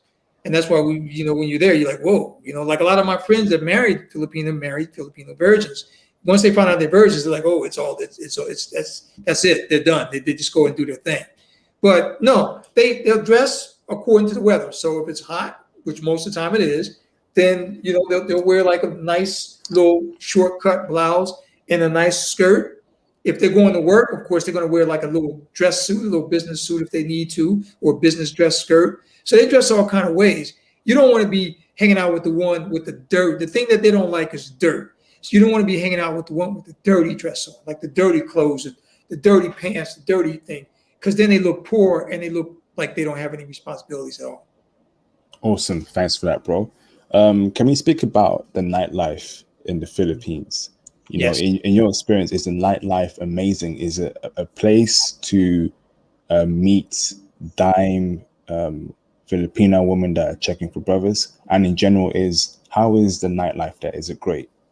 You can get all kind of different nightlife that you want. It depends on the man, really. Like some guys might just be going there just to trip, just have a good time, like they're going to Thailand or Vietnam or something like that. Then you go to those places where you can just pick up a woman and bring them home right away, drop them off, pick up another woman like that. So you can get in that type of lifestyle at nightlife, or you can go to an upscale place where, you got to, usually the upper scale places are places that you have to pay a little bit more to get in. But when you pay to get in, it's still cheap compared to being in the West. And you get in and you like, damn, okay, this is pretty nice.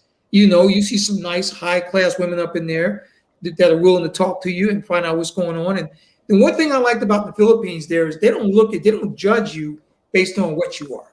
They really don't judge you by that. Like I said, if you're a real well-mannered, well-groomed male, you got the run of the mill over in the Philippines. So it depends on the male. It just depends on what you want to get into. You might want to get into some really freaky shows. They got that over there too. You want to walk into a place and whoa, they got that. Oh yeah, they got it all in the Philippines. Damn. Okay, but overall, is nightlife good, like to party and just have fun? Yeah, experience. Oh yeah. The nightlife is good. I would recommend that. Like I said, and Theo probably would say this too, because I know I heard him say the same thing.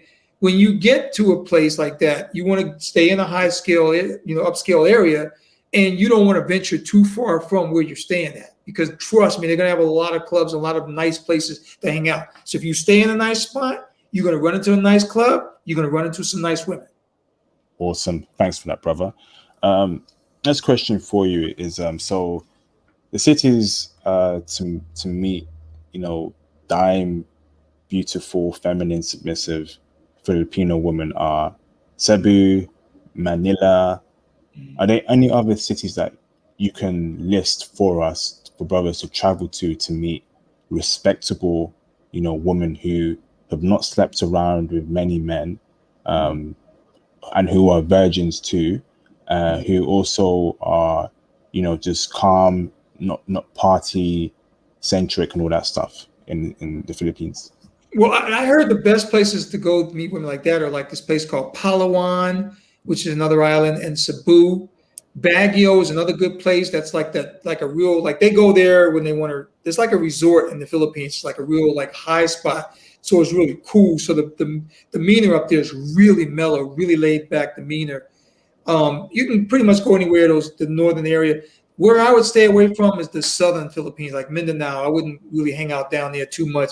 That's more of like a separatist wannabe kind of place. They're a lot more radical, according to the Filipinos. I mean, to me, it didn't no difference to me. But based on my experience being in the Philippines, I wouldn't go to the Mindanao area. I wouldn't go down south too far. I would stay mostly like from Cebu and Palawan. If you look at the map, on up all the way up to Luzon, which is the biggest island. Thank you, bro. Do you mind typing that Mindanao in the comments, please, so brothers can see what it is? Thank you, bro. Appreciate that. While you're typing, my next question for you is, what are the best places in the Philippines for brothers to meet women? And let me make it a lot more specific, like coffee shops, cinemas, through friends, maybe through sports events, maybe through music events, festivals, things like that. What are the core topics, places to meet women in the Philippines in general? Oh man, I mean, I was gonna say everywhere, man, but I actually had a lot of success just walking around in the park. There was a park in the middle of the city called Jose Rizal. From what I remember, he was one of the first leaders in the Philippines in the modern Philippine era. It's right there on like between United Nations Station and then you got Rizal Park with all the big fountains and whatnot and all these nice architecture around there. And then you got Manila Bay. So to make a long story short, the best place to meet him would be in any outdoor gatherings when everybody's like out and about milling around. I mean, you can meet them anywhere, but those are the best places because then you can walk and talk because they like to walk and talk. See, they don't, you don't want them just sitting around talking. They want to be out there. You walk with them. Hey, show me this, what's that? And they love teaching you what's out there. To me, that's one of the best places to meet them. Golden intel. That is gold. Thank you, Tony. Amazing. So almost finished. So what about the ratio of women to men? Are there more women than men in the Philippines? Is it 50-50? No, brother.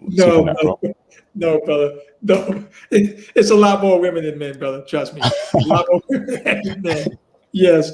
I go to clubs and I'm like, oh my goodness. I'm like, where's the dudes? Well, first of all, when you go to those upper scale clubs too, is the only Filipino guys in there are other professionals, right? And most of those guys are either like married or got girlfriends or fiancés or whatever. But then you got all these single women walking around. Oh yeah, you're right, brother. Yep, the beaches are also running. Yes, beaches and working and chilling out. Yeah, I was just reading Saucy Radiant's message. But no, I mean they have them. They have them all, brother. Trust me. There's no problem there. No problem. Awesome, bro. That's fantastic. We always want to be around an abundance of women. Would you recommend brothers to travel alone or go in a group to the Philippines? No, go in the group. Go in the group, brother. You don't want to travel alone because somebody needs to know where you're at. So like the way we would do it when we was there, we hang out. I travel alone by myself because I used to like to ride the Philippine Rabbit bus because I wanted to be with the locals before I really knew a lot about the Philippines. I never had no problems with that. But things change so much, man, with the wealth, people trying to obtain wealth more and trying to do things more. And there's a lot of, kidnappings going on that you got to be aware of. So no, I would travel in the group, but because what'll happen is you'll have like 3 or 4 guys hanging out and you're in the spot and you'll see a table with like 3 or 4 girls, man. And trust me, everybody's scoring. Everybody's scoring. Yeah. It ain't like back in high school where so-and-so didn't score because he just something wasn't right. No, everybody's scoring. That's what I'm talking about. Group meets up with a different group of women. Everyone gets a girl, and the whole night goes smoothly. There you go, bro. Appreciate that. Yeah, I just want to bring up something on that too, because that's the thing I kept saying about them being like black girls. The Philippines, man, it reminded me of like I didn't live in that time, but don't like my daddy's time. When you went to a restaurant and you had a nice waitress come up to you and say, yo, what you doing after work? Oh, I'm not doing nothing. Okay, let's go out. Okay. That's what the Philippines is like, man. Yeah. It's like, it feels like an older time, like 100 years ago, when men were men and you can choose whoever the heck you want to go out with. That's what's up. That's what's up right there, it's bro. like being in Mexico or something like that, you know?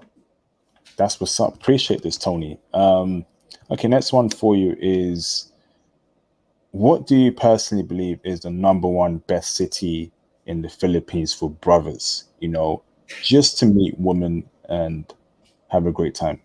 Manila, brother. All day long. I mean, all those people there, man, you got so many women to choose from. You got your pick of the women. You know, the thing about the Philippines, man, you be walking down there and you could pick a woman that look like Janet Jackson or somebody look like Halle Berry. They got them a dime a dozen, but they nothing like them, but they look like them. Yeah. Manila all day long. Yeah. But it's not a city to meet professional women like Cebu. That Cebu is a place to meet professional women. No. Manila is the place to meet professional women because Manila is the heartbeat of the Philippines.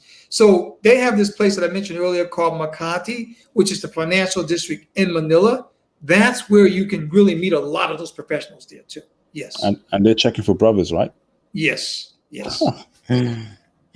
There you go, bro. There you go, brothers. So last two questions from me is, would you say every city in the Philippines is safe for Black men? You know, are Black men safe from kidnappings, safe from people trying to fight them, safe from jealousy, just safe in general? Because safety is also a concern for brothers who travel to foreign countries. Like, are Black men safe there? You know, and are they? And also, are they very respected there as well? So, are Black men safe and respected in the Philippines? Yes, I definitely would say that. Yes, because I know when I was in the Philippines, man, I would walk around and it's pitch black. I mean, some areas like in Angeles City where they don't have a lot of street lights. Pitch black. I've had, you know, you use a trike, which is like a bicycle taxi, or a jeepney, which is like a big old Jeep taxi that like a little minibus. And I used to get on those trikes all the time, man, and they would just drop me off at different areas, dark, pitch black, to go see girls, and nobody would bother me. They would walk by and you'd say, hey, Hindi Salamat po, like speak a little Tagalog to them. They showed a lot of love and respect. That's what I liked about the Philippines. In fact, my best thing about the Philippines were the people. Awesome. Thank you, bro. So you're saying, okay, the people respect brothers, and brothers is safe in general. You know, in general, it's safe. You just gotta watch out for like I said, the kidnappings or people trying to hustle you. But for the most part, like I give an example. Like I was in Angeles one year, and my friend who's white was standing next to me, and the little kids will come up to you and they'll start papping on your pockets like this, chop, chop, chop, chop, chop, trying to get stuff out of your pockets. I was standing right next to this guy. They did that to him. They didn't even bother me. Awesome, bro. All right. Hey, thank you. This was a great live stream so far, bro. How long do you have left? I don't want to make sure. Oh, no, I'm good. I'm good, brother. I'm good. Okay, bro. I'm gonna open up the phone lines for people to call in and ask you questions. Everyone watching this live stream, please be respectful to Tony Berry. Anyone who is rude to Tony, tries to say he's a liar or say anything stupid, you will be permanently banned. I'm not even going to time you out. I'm just going to permanently ban you from my channel, right? And before I open up the phone lines, please get the likes up. Hit the like button if you've not liked this video already. So yeah, let me open up the phone lines. Appreciate that, Tony. You can read the comments. Everyone's praising you for such a great live stream, bro. Oh, thanks, brothers. Appreciate it, brothers. Thank you. Relax yourself. Release it, go. I like the way you move. Exhale. Relax yourself. Release it, go. I like the way you move. All right, so the live stream is up. People call in. Let's go. Give me 1 minute, everyone. Let me get some water. Give me a second, Tony, okay? No, not a problem, brother. Keep talking if you want to, Tony. Just talk to the audience. No, yes, my bad. Yes. So brothers. So, you know, the thing is, man, is like I said, I can talk about my people all day long, man.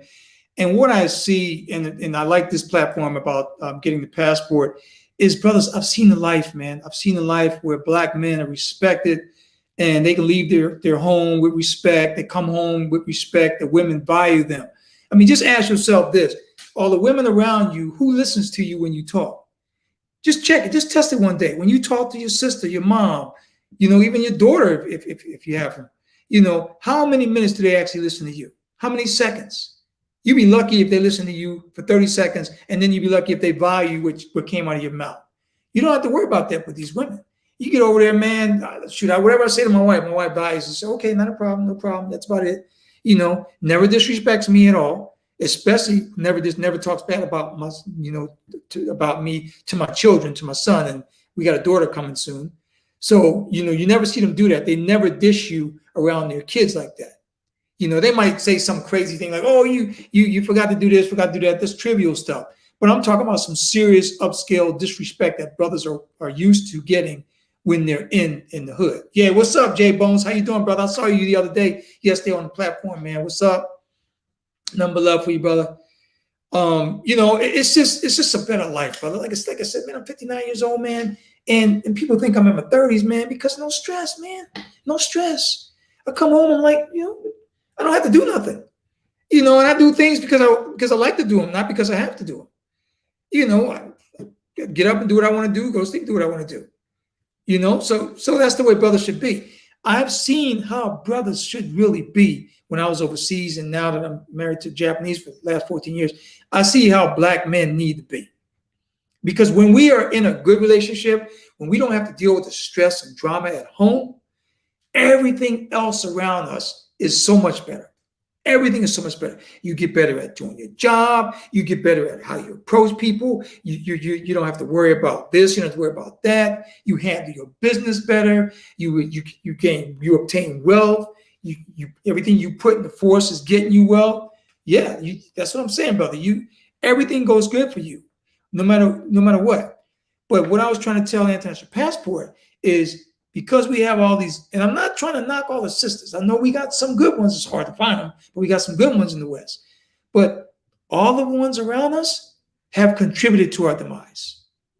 They literally have contributed. I can look at my sisters. They give me nothing but drama. My mother don't even want to talk to me, nothing but drama. So everybody, my mother's friends, my aunties, it's all drama. It's all, you don't mean nothing. We don't want to hear what you got to say. Let's say what we're going to do anyway. And you notice that when funerals happen, when people in your family die, you really start to see the truth come out. So yeah, brother, get your passports, man. Get out of this country. Get out of the West. And if you close to Vancouver, get up to Vancouver, baby. Get up to Vancouver, because those Canadians they blow these girls in America away. These women here, I've seen them. I live in the neighborhood, man. They're all over the place. They're lazy. They don't do nothing for the man. Then you see these women out there, single man, 5'2", 220 pounds, and she thinks just because she can shake it, she can get a man. No, brothers, we are worth more than that. We are worth more than that. We're out here building wealth. We have a lot of Henrys up here on this platform. And you know what a Henry is, right? Higher earner, not rich yet. We have a lot of people up here on this platform like that. We have a lot of people who are earning more than six figures, who are high-value males. I'm one of them. 9% of the brothers in this country, in the United States, are high-value males. 64% of black men are middle class. But yet you got these black women run media out there acting like we walking around with our pants hanging down, a bunch of bangers, and not doing anything for our community, and we're not good fathers. See? So we got to nip that in the butt. But for me, I'm a great father to my son. I teach my son everything. I'm going to teach him the same thing. Look, you got high value. If that woman ain't on your purpose, then she got to go. You got to get you another one, because there's plenty of them out there, brothers. That's what they don't want you to hear. There's plenty of them out there. And the next one is willing to be with you. If this one's not, see ya. Next, where's the other one at? That's the way it's supposed to be. See, a lot of brothers are confused because we didn't know what it was like. And that's what I was saying earlier. Growing up, we don't learn how to be a man until either it's too late or until we discovered it on our own. Especially if we don't have a male figure around us, which most of us in America didn't. So once you realize what it is to be a man, that's when you really are free, because you don't have to worry about that drama. I'm back, bro. I'm back. Thank you for speaking during while I was getting some water. Aaron B says, "Shot fired. Shots fired. What happened there, Aaron? What's happened?" All right. Speak on that later on, Aaron. So let me bring in J Bones. J Bones, what's up, brother? Yo, what's going on, IP? What up, dog? Brother Tony Berry, what's going on with you, man? What's up, brother? It's always good talking to a black man, brother. What's up? What's up, J Keep it cool, Bones? bro. Keep it cool. I'm cool, man. Yo, IP, I'm not staying too long because I missed my flight yesterday, so we drove down to Virginia Beach, and it's Saturday night, so you know what's up in America on Saturday night. Yeah. Yeah, you know what's up, son. Yeah, I'm actually staying here. I'm gonna be here. We missed our flight last night, so I'm gonna be here for like a couple of days, and I'm gonna drive down to San Diego. So trust me, the Filipino women is gonna be on deck before we get there. They're ice cold over there. Yes, bro. I told you. I think you followed me on Instagram yesterday. Are you Juggernaut Jones? No, that's not me. That's not me. Yeah, I've been I've been on your how you say the IP. I already got your stuff. I'm on Facebook. I'm on your Instagram. I already got that stuff. Yeah. I need you to DM me, bro. Saying it's Okay. you, J Bones, because I want to definitely speak to you about your experience in San Diego. Because if San Diego is a spot for brothers to actually just deal with women who are respectable and feminine, I need to push that into for brothers to know, brother. I'm gonna tell you. brother. Yeah, I'm gonna tell you one thing though. What brother Tony was saying, IP is 100% correct. Here's the thing though. My brother's actually in the Navy. He just got back from the Philippines, so I'm actually heading down there to San Diego to go see him. And trust me, what he was telling me about the Philippines, everything is 100% true. Like when you go into, there's still some spots here though, IP. Like America's pretty big. There's some places where you can go and still find feminine women, but if you're really into the whole Filipino thing, trust me, Cali, especially San Diego and Hawaii. Like, because what happens is that they're a lot closer to the Philippines, so they're bringing in feminine women. They're not bringing in these, women who might be portraying Keisha from the block behavior. You understand what I'm saying? Yeah, so definitely, like, we still got some spots here. Trust me. That's why I go to California. Like, I don't really deal. I don't really deal. We got a huge Filipino community in Jersey and New York. You got to stay away from them 100%. Why is that? Most of they are complete because once they get here, a lot of the Filipino women is like once they get here, they start mingling in. And I think Tony said it before, not to be racist, not to be sound crazy, but they start basically portraying a sense of white supremacy. They start hanging out with white women and they start thinking that they're basically white themselves. So they start acting real strange. They start acting like they want to be down with the cause. A lot of them, are actually how do you say it? A lot of them are part of the Proud Boys. Like a lot of them join in with like white supremacist gangs. Wow. So it's it's a real thing. But as far as I'm gonna tell you something about the Filipino thing too. My brother was telling me the reason why they check for brothers in the Philippines. I'm gonna give you a little bit quick history story.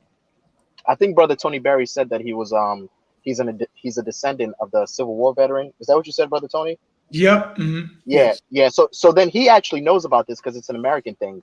There was an American brother. His name is David Fagan. You know David Fagan, Tony? Yep. We're about to spell it. Yeah. Yep. Yeah. There was an American brother named David Fagan. He went down into the Philippines. This was back in the 1800s. America was having the American Filipino War. And instead of fighting for America, as soon as he got on the island, he was instructed to actually shoot and kill the black Filipinos there. So he turned around and said no. He defected from the American government or the American military, and he started fighting for the Filipino military. Matter of fact, when you drop off in Manila, there's pictures of black men everywhere, and those black men are directly they basically posted as a image mural and to basically kind of celebrate David Fagan. So they love black men down there. They love black men in the Philippines. Yeah. Yeah, he's right, brother. It's no joke, man. I'm telling you, it's no joke. And I like what Jay said about the Jersey girls. Stay away from them. Stay away from them. Yeah. See, the thing is, IP, what you're doing on your channel, that's what I said before. You're breaking a code that nobody ever broke before. They want us to always think that Keisha is the last option for us. Yep. They always want us to think that Keisha is the last. If brothers don't travel outside, You understand what I'm saying? If we don't travel outside, we would never know how much we are loved. Like, you go down into the Philippines, you drop off at the airport in Manila, you don't have to go 2-3 miles down the road. There's pictures of David Fagan everywhere. A black man, an African American man. His painted murals are all over the Philippines. So why wouldn't you know information like that? Because you don't check for it. You understand what I'm saying? Like, that's the thing. It's like, we don't have that information. Like I said before, 45 million African Americans, only 6 million have passports. Out of the 6 million, there's, I think it's 5 million black women that have passports. So the other brothers is only like 1 million. And then you got to deduct the ones that owe child support. You got to deduct the ones that have criminal records. So we're looking at something like 1.5 for the American brothers. So this is an opportunity for brothers to travel. Use the information on IP's channel. Check out all the. I'm still going back. Like, I think it was maybe 2 or 3 days ago. I just finished watching your Croatia video. So, like I tell the brothers on the panel, please use the information. Start learning how to travel. Get your passport and get going. It's that simple, bro. Facts. Thank you, bro. Yeah. Thank you for that, J Bones. I don't want to take your time because you're busy, but yeah, man, I'm about to. Yeah, man. It's Saturday night, bro. I'm about to go. I'm about to go right now, bro. I'll catch you, gentlemen, later, bro. All right, brother. Be safe out there, brother. Take it easy, All right, bro. man. Tony, I'm gonna hit you up on Facebook too. I think you're part of the Facebook group, right? Yeah. Yes, I'm part of the group. Yeah, hit me up, brother. Yeah, I'm gonna hit you up, son. I'm gonna hit you up, big bro. I'll see Did you you later, join the Facebook group, J Bones? What's your name on that group? Just it's J Sub. I don't really use Facebook too much because everything is real Instagram. But I'm gonna hit you up, IP. Trust me, I'm gonna hit you up. If I don't hit you up, it's my bad because I'm having a little too much fun. Trust me, bro. Virginia Beach is hot right now, bro. It is. It's literally it's girls literally everywhere. I was with a Filipino girl this morning too, so I had to join in on the chat real quick. But I'm gonna hit you. I'm gonna hit you later, IP. I gotta go, man. I'll see you boys later. Sorry, bro. Right, before you go, bro, are you on my Facebook group? Did I accept you? Yeah, definitely. Okay, all right, bro. Take it easy, bro. All right, bro. You guys be safe, man. All right, see you, J brother. Bones. All right, bro. Awesome. I'll see you later, Tony. All right, guys. All right, Joe. All right, Jay. Talk to you later, brother. See you, Jay. All right, let me bring in Saucy Radiant. What's up, Saucy Radiant? What's up, Saucy? Hey, what's up, guy? Like, oh, can I hear me? I can hear you loud and clear, bro. right. You're a new person to this channel, new caller. How you doing? I'm pretty good, you know. I just wanted to check in because I saw like the little thumbnail. I was like kind of strolling on YouTube and I was like, okay, you know, talking about the Philippines and all that. So, you know, I wanted a little chip in on that. Hold on, so let me just address Aaron B. Aaron B says he's going to cancel his request on Facebook since I'm not accepting him. So Aaron B, hold on. I think because basically people who don't have their AVIs, the image of themselves on their Facebook profile, I don't accept them because I don't want any trolls. Because normally people who join without having their profile pictures on there are trolls. So Aaron B, are you the guy with the name? I wanted to ask you as well. Hold on. Are you give me a second, Saucy, give me a second. No problem. Aaron B, are you the name? Are you Aaron J Prince? Is that you, bro? Put a yes or no and I will accept you right now. Aaron J Prince, because I don't accept people without AVIs. You got to have an image of yourself, because I normally it's trolls who do that, and I don't want trolls in my Facebook group. So is it Aaron J Prince, not JP Aaron? Is it? Give me the full name of your Facebook page right now, and I will accept you later on. Yeah. Awesome, bro. I'll add you later. Okay. Since I know it's you, I will add you. So what's up, Saucy? How did you find my channel in the first place, bro? I just kind of saw like the recommended. Like I was kind of like on the homepage, and I saw it kind of live. So I wanted a little chip in. And when was this? Sorry. Not too long ago. Maybe like about an hour ago. Oh, so you actually this is your first time actually coming across my content? Well, yeah. I did peep it. 'Cause I remember I was kind of like trying to I was thinking of going to Thailand. 'Cause I know people were like mentioning Thailand and all that, and I kind of I saw seeing that the algorithm probably brought them up, and they're like saying, "Oh, hey, this Japan, hey, this Philippines." I saw you live today, so I was like, "Okay, let me check them out." So awesome, brother. Do you have any questions for Tony Berry? not really. Nope, not many questions. Cause I've been to the Philippines like 3 times. J Bones pretty much said what I was gonna say, but like, yeah, they love black men over there. Just go over there, get a passport. Stop don't get in that shell. Like, don't be in the shell. U.S. Just go out. Go to the East Asia. Go to East Asia. They love us down there. Regardless of what people say down there, they love us down there. 100%. And go ahead, like this video. Hey, thanks for that. And you know, let me plug in my Facebook group, because the Facebook group is going to be popping this summer. You know, brothers are already sharing intel as to where they're traveling to, how the country is. So here is my Facebook group. You can join my Facebook. What was that? Put my request in right now. Awesome. So yeah, join my Facebook group, brothers. Make sure you have a picture of yourself in your AVI. If you don't, I won't accept you, because normally people who do that are trolls. So join my Facebook group. It's popping. Tony Berry is already a part of it, and Tony 2 weeks ago wrote a very nice paragraphs of brothers getting their passports, getting wealth. He spoke about his Japanese wife. You know, we want people to share knowledge and encourage each other, and my Facebook group is for it. So if you're new to my channel and you're new to this live stream, join my Facebook group, and of course subscribe and comment, like, and share. But definitely subscribe, because there's going to be a lot more content coming your way. And let me also plug in my my Twitter as well. I strongly encourage you brothers to follow me on Twitter. Tony Berry is a follower of my Twitter, and also DMs me through Twitter quite frequently. My Twitter is going to be popping. I'll be posting a lot of content on there on my Twitter. We want to push out the passport movement, and Twitter is a good social media platform. So follow me on Twitter and also DM me on there. And last but not least, I have my Instagram page, where as soon as the borders start opening, there's going to be a lot of videos of me having fun, vlogging, showing you the countries I'm traveling to. So here is also my Instagram page. So follow me on Instagram and DM me on there. So see Radiant, do you have anything else you have for Tony? No, that's it, man. Thanks for having me, bro. Hey, good awesome, live bro. stream too, by the way. Hey, thank you, brother. Stay on the live stream, and I will bring you later on, okay? Yes, sir. Let me bring in Jaron Batten. What's up, Jaron? Hey, man, how's it going? What's up, brother? Not bad, bro.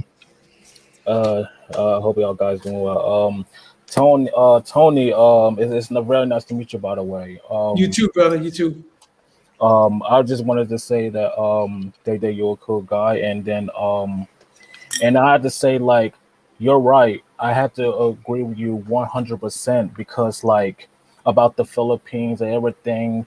And to be honest with you, like, I always wanted to go to the Philippines. I never traveled before in my life, to be honest. Like, but in the future, I will travel and get my passport in the future and travel. The Philippines will be my first travel to go there, you know.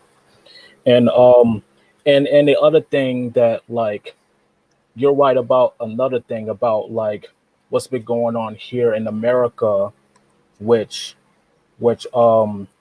I really do not like what's going on, because based on like toxicness and drama and ghetto-ness and ratchet harass that people have to deal with, like, nobody don't have to deal with it, because it's a turn off.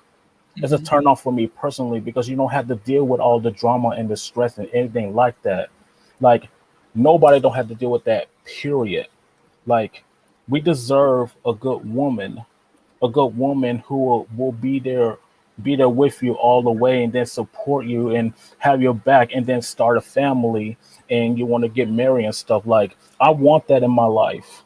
I wanted that in the future, because I want women from other countries, like, to start a family and fall in love, and then and teach my kids between right and wrong, and to respect people, and then teach them for not getting into trouble and stuff. Like, and then for me, like, you're a good guy, you know, like, and I can relate to that.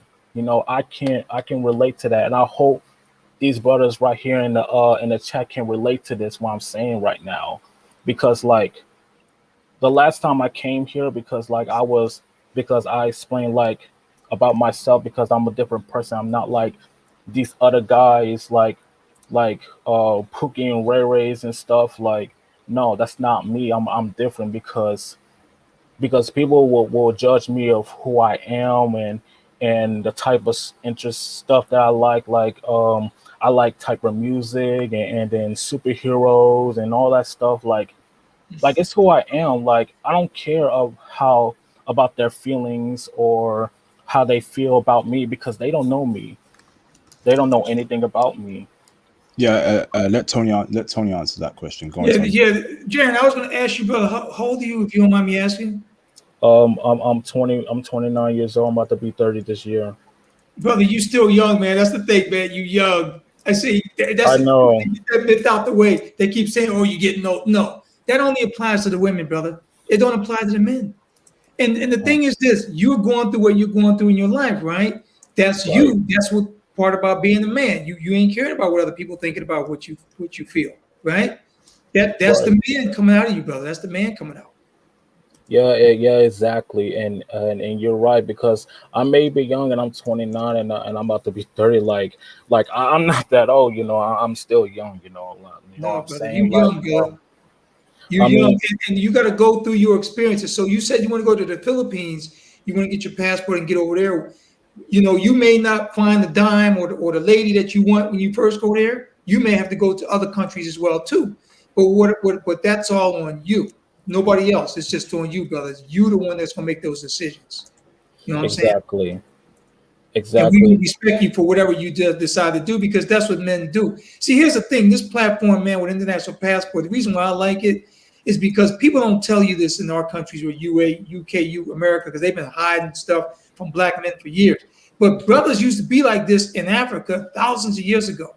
You would always have your elders or your advisors say, "Look, this is the woman you're trying to be into, but you may not want to do this because of that, or you may want to do this because of that." Brothers are coming back to this. Life is cyclical. It's going to come back, going to come full circle to how black men are. We are the rulers of this world, and we will be ruling this world not too long from now. Lord Ex- willing, yeah, definitely. Lord willing.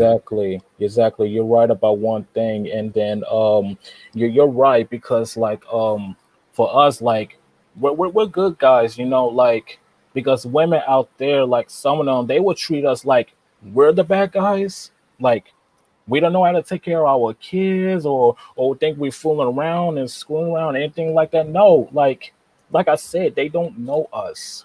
They just don't know. They don't know anything about us, about our lifestyle or our personal life. Like it's none of their business. You know what I'm saying? Like because for me, like I said, I'm different because like I don't. I hate the drama. I hate the toxicness and the ghetto-ness and what's been going on. Like I don't have like I don't have to deal with all that stuff. Like it's like I said, it's not me. It's the waste of time. Like I know it's the waste of your time as well, and waste of everybody else's time too. You know, for me, I'm the type of guy who wants true love.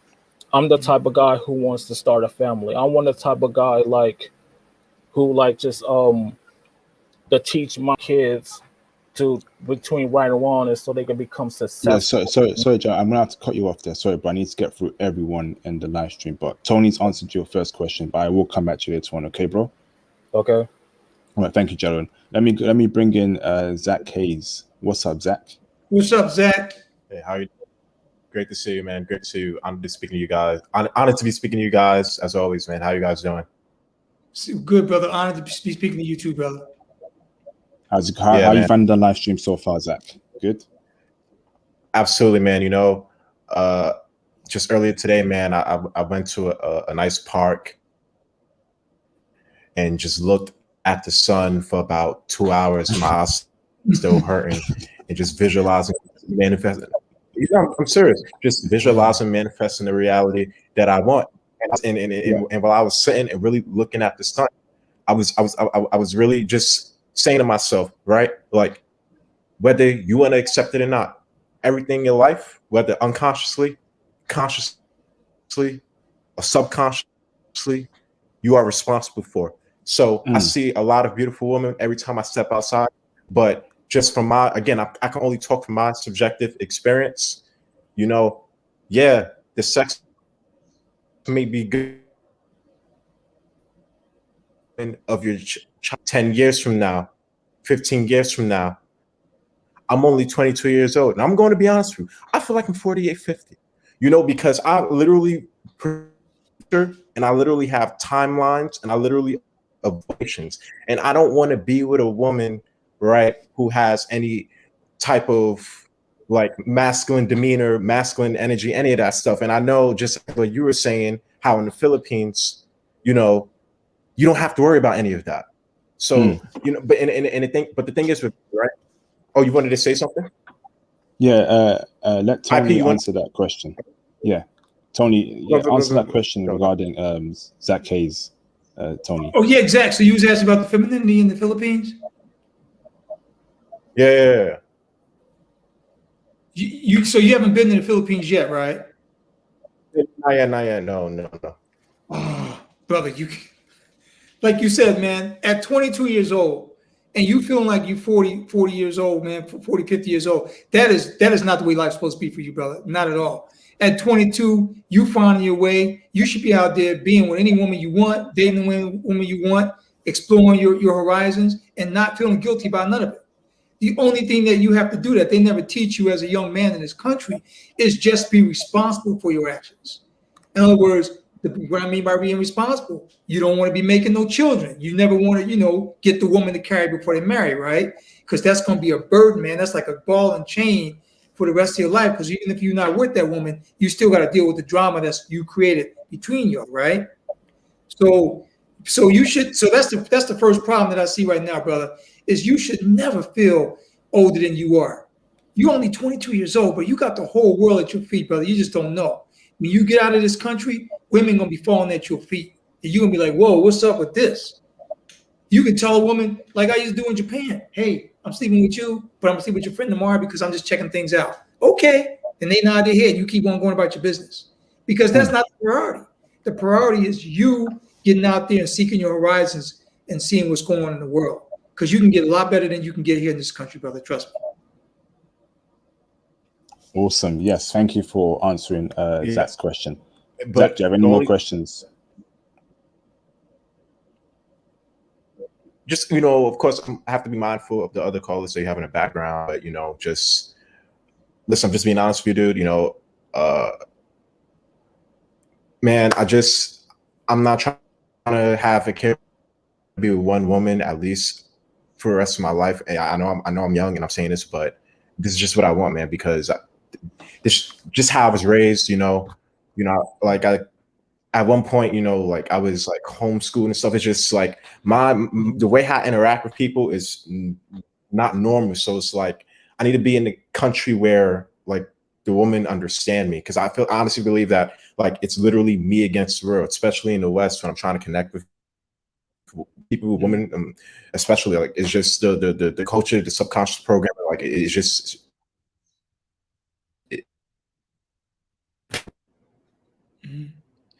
Well, Zach, when you're overseas, man, when you, like I said, the Philippines, things like that, they're going to get on your agenda. Trust me. They're going to get on your agenda. You don't even have to ask them. They're going to be on your agenda all day long. Like, yeah, you might be the kind of brother that you're looking for a long-term relationship, or whether you want to explore. Either way is fine. It's all up to you. It's all your options. The thing is, you don't need to be doing it with no stress. Yeah, man. Thank you so much for answering my question, man. Thank you. Thank you so much, IP. No problem, brother. Anytime, brother. Anytime. Thank you.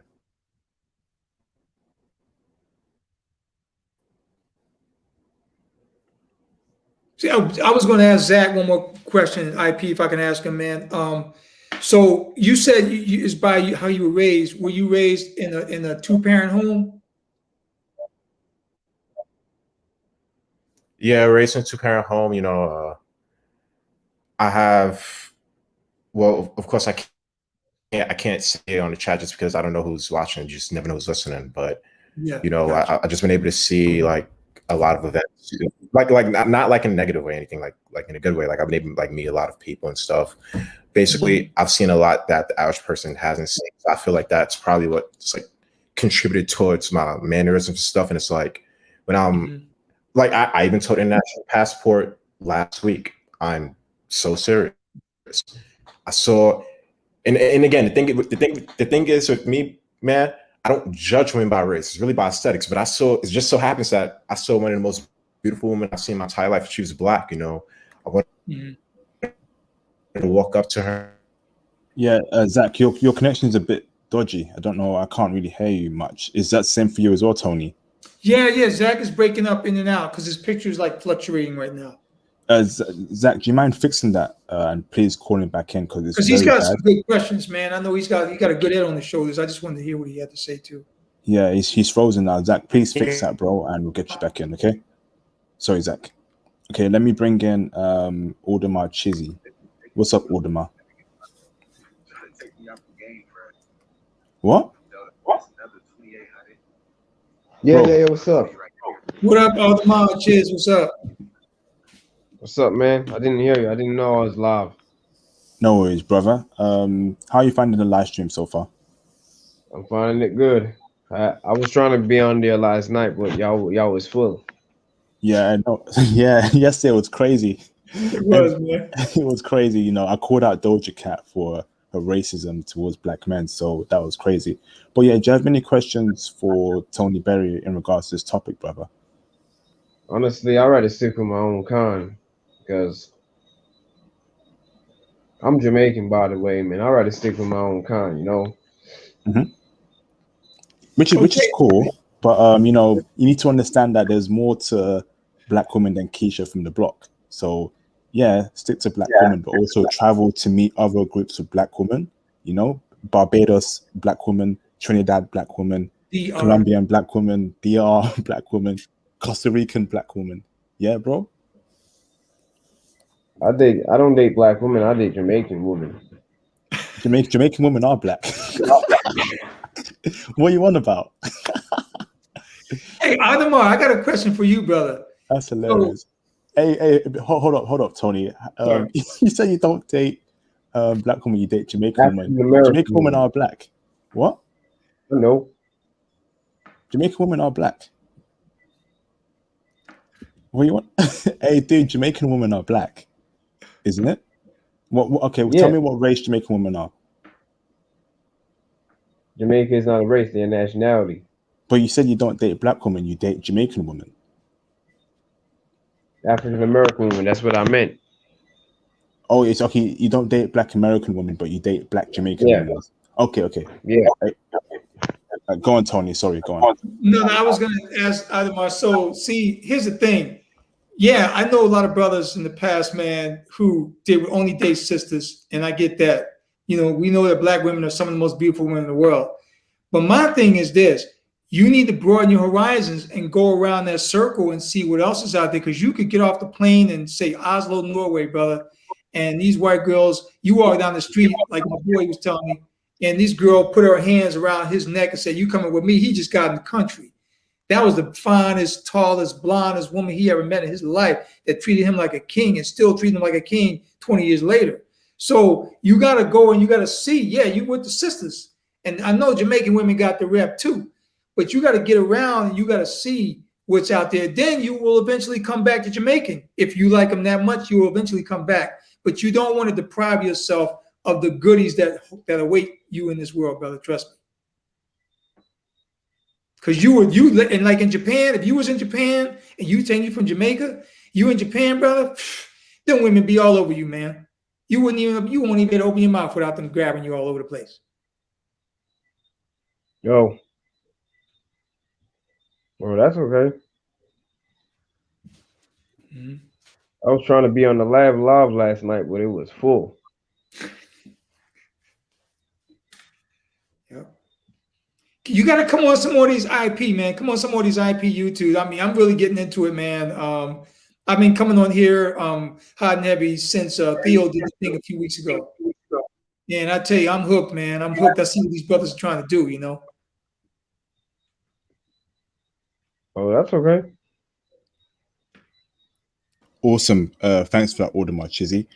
Stay on the line, bro, and let me bring in Thomas Demahan. But I do want to say one thing, right? You know, it's okay for brothers to not want to date a particular group of black women, okay? But, you know, never generalize a whole group of people, which is why I'm telling brothers to get their passports, because, you know, black American women are not the standard for all black women all around the world. You know, there's black women in Germany, there's black women in, hold up, bro, hold up. There's black women in Costa Rica, there's black women in Colombia, so many black women all around the world that think very differently from black American women, and in my experience, for think differently from black UK women. And you know, a couple of weeks ago, I'm not sure if you saw that live stream, but I had a live stream with 2 Costa Rican women. Tony, did you come across that live stream as well, bro? I started to watch it. I got to finish watching it. Yeah. Yeah. So, and those black women on those live stream were feminine, good looking, well cultured, well mannered. You know, so it tells you that, you know, black American women are not the representation of all black women. No. Travel to meet different groups of black women. So I'm perfectly okay with brothers saying that they prefer black women. I personally prefer black women first, right? Black women are my number one choice. And, you know, I am thinking of going to Costa Rica to meet gorgeous black women in the future. Nothing wrong with that order, my cheesy. So I agree with you on that, bro. Let me bring in Thomas Demihin. What's up, Thomas? Oh, what's up? 007, what up, Thomas? Oh, man. Hi, Journey. This has been very fascinating live stream so far, man. I just wanted to ask, how are brothers perceived in the Philippines? Have they been exposed to the Western culture, you know, women from the Philippines? The women in the Philippines, they know a lot about Western culture because they can speak English, they read a lot, they're very well educated in the Philippines. They may even have a high school diploma, but they don't need a PhD like a lot of these black women think they need in the US to be educated. But they're very well versed. But like I was telling IP earlier and everybody earlier, number one to them is their man. Their man takes precedence over everything, no matter Western culture. The man is number one to them, no matter what. The man and the family that they start with that man. Also, you know, how can I say? How can I pronounce this? Like, I'm 24 years old, and I also prefer black women. They're one of my preferences. But, how do you feel like a UK brother like me will be perceived in the UK? No. How do you feel like a UK brother like me would be perceived in the Philippines? Oh man, they're gonna treat you nice, brother. They're gonna treat you nice, and you got the accent too. The UK, you got the advantage with the accent, man, because the women are like, "Whoa, where's that accent? Is that Manchester? Is that you know London? Is that you know Southampton? Where's that? You know, you trust me, you're gonna have a good time over there. Being from UK is not going to stop you at all. Trust me." Yeah, I'm a London boy, so I was like, I prefer black women, but I have to say this, like, based on my throughout my life, black women in the UK, they're just the same as African American women, and one short insight to my background. I used to think that Keisha on the block was all I need but when I was like 16, 17, when I entered college, I was like, nah, there's more than Keisha on the block. So when I entered university, my eyes opened like whoa. Right? There's more black women than in the UK. So when I traveled to France, I was like, damn man, I've been missing out. This is what's been happening. In fact, you know, there's more to black women than Keisha from the block. You know, I'm gonna keep saying that because that's a powerful statement right there. Because brothers are too fixated about women in their community. You know, they've not experienced femininity amongst real women. They've not experienced women giving them respect, and Therefore, whenever you tell brothers I'm traveling to meet a woman abroad, they call you a lame, they call you a loser. They're like, bro, but we got women right here in America, bro. The fuck you traveling to Colombia, bro? We got women right here, bro. What you doing wasting your money going to Colombia, brother? And you know, it just shows you how ignorant, you know, many of brothers are in America. And I'm sorry, a lot of brothers are not going to be saved, because even though brothers can watch every single bit of my videos, there's going to be some brothers who will continue simping, continue chasing after Keisha, continue chasing after women who say they hate men and settling down for the man-hating feminists. And I'm sorry, bro, I can't save everyone. I can only try to guide people, brothers, in the right direction. And whether they want to accept my intel and the information I put out there, that's up to them. Speak on that, Tony. Yeah, you're right, because I was going to tell 007, so he's only 24. Brother, I know you like the black women, but trust me, you in Tokyo, Japan, and you see a black Japanese woman walking down the street, you done. Damn. Trust me, because she's overly feminine. She only speaking Japanese. She might know a little bit of English, but trust me, that woman will treat you like a king. See, here's the thing. And like I said, man, I'm 59, but you know, I don't look my age. You 24. If you want to look 34 when you 50, you need to go on that route, brother. Trust me, because you ain't gonna have the stress to deal with, and it's gonna keep you young. See, what they don't want to tell you is we live a long life. We can live a long, healthy life. The reason why a lot of us die quick, because we got to deal with that black woman drama in America and the UK. Now, I don't know about the woman in the UK. The one woman that I do like in the UK, and you guys probably seen this, and I don't know how she is for real, but the one on Top Boy, I was hooked on the Top Boy series. The chick, the down-to-earth, the Keisha-looking chick. But I know in real life, she's probably not the Keisha girl. That was the first black woman I was like, ooh, this girl's hot. But I don't know how she is in the UK. That's all a lie. She's a rapper. I know who she is. Yeah, she's a rapper. A grime artist. The rapper. No, that's all I act, my brother. That's all I act. In Bro, she is. Oh, go on, carry on, Thomas. In real life, she's Nigerian. I know who she is. She's like 2 years older than me. Nah, fam. You see, Top Boy, that's a TV series. Yeah, in real life, fam, she's the wrong type of girl to go after. Dude, yeah, she definitely right. She's the wrong type of girl you want to go after. She's basically Keisha. She's a Keisha. You know, she's a Keisha. So no, bro. She ain't the one for you, bro. I'm telling you. UK, I'd have to see. That's why you come to this platform, because you asked the brothers in the UK, hell man, what's up with that? You know? UK women and American women are practically the same, because UK women copy American women a lot. Because I remember last year when the whole statement saying I can't date a man who works 9 to 5, that came from America, and then 2 months later it came to the UK. You had a bunch of women saying, I can't date a 9 to 5 man. What kind of, yeah. Did you not hear about that, brother? Well, I heard about it, but then I was like, what they want, a footballer? They want to go out with a footballer, or what they want to do, you know? They want to date footballers, American football players, basketball players, men who have 5 businesses, all that nonsense. The average man isn't that. The average man works a 9 to 5 job. The average man can be earning 100K, but he still works a 9 to 5 job. So you telling me that you won't date a man that works? So you won't date a man that earns 100K because he works a 9 to 5 job? You know, it's going off the deep end here, brother. I'm telling you, me and Thomas, we're done. We're done with UK women.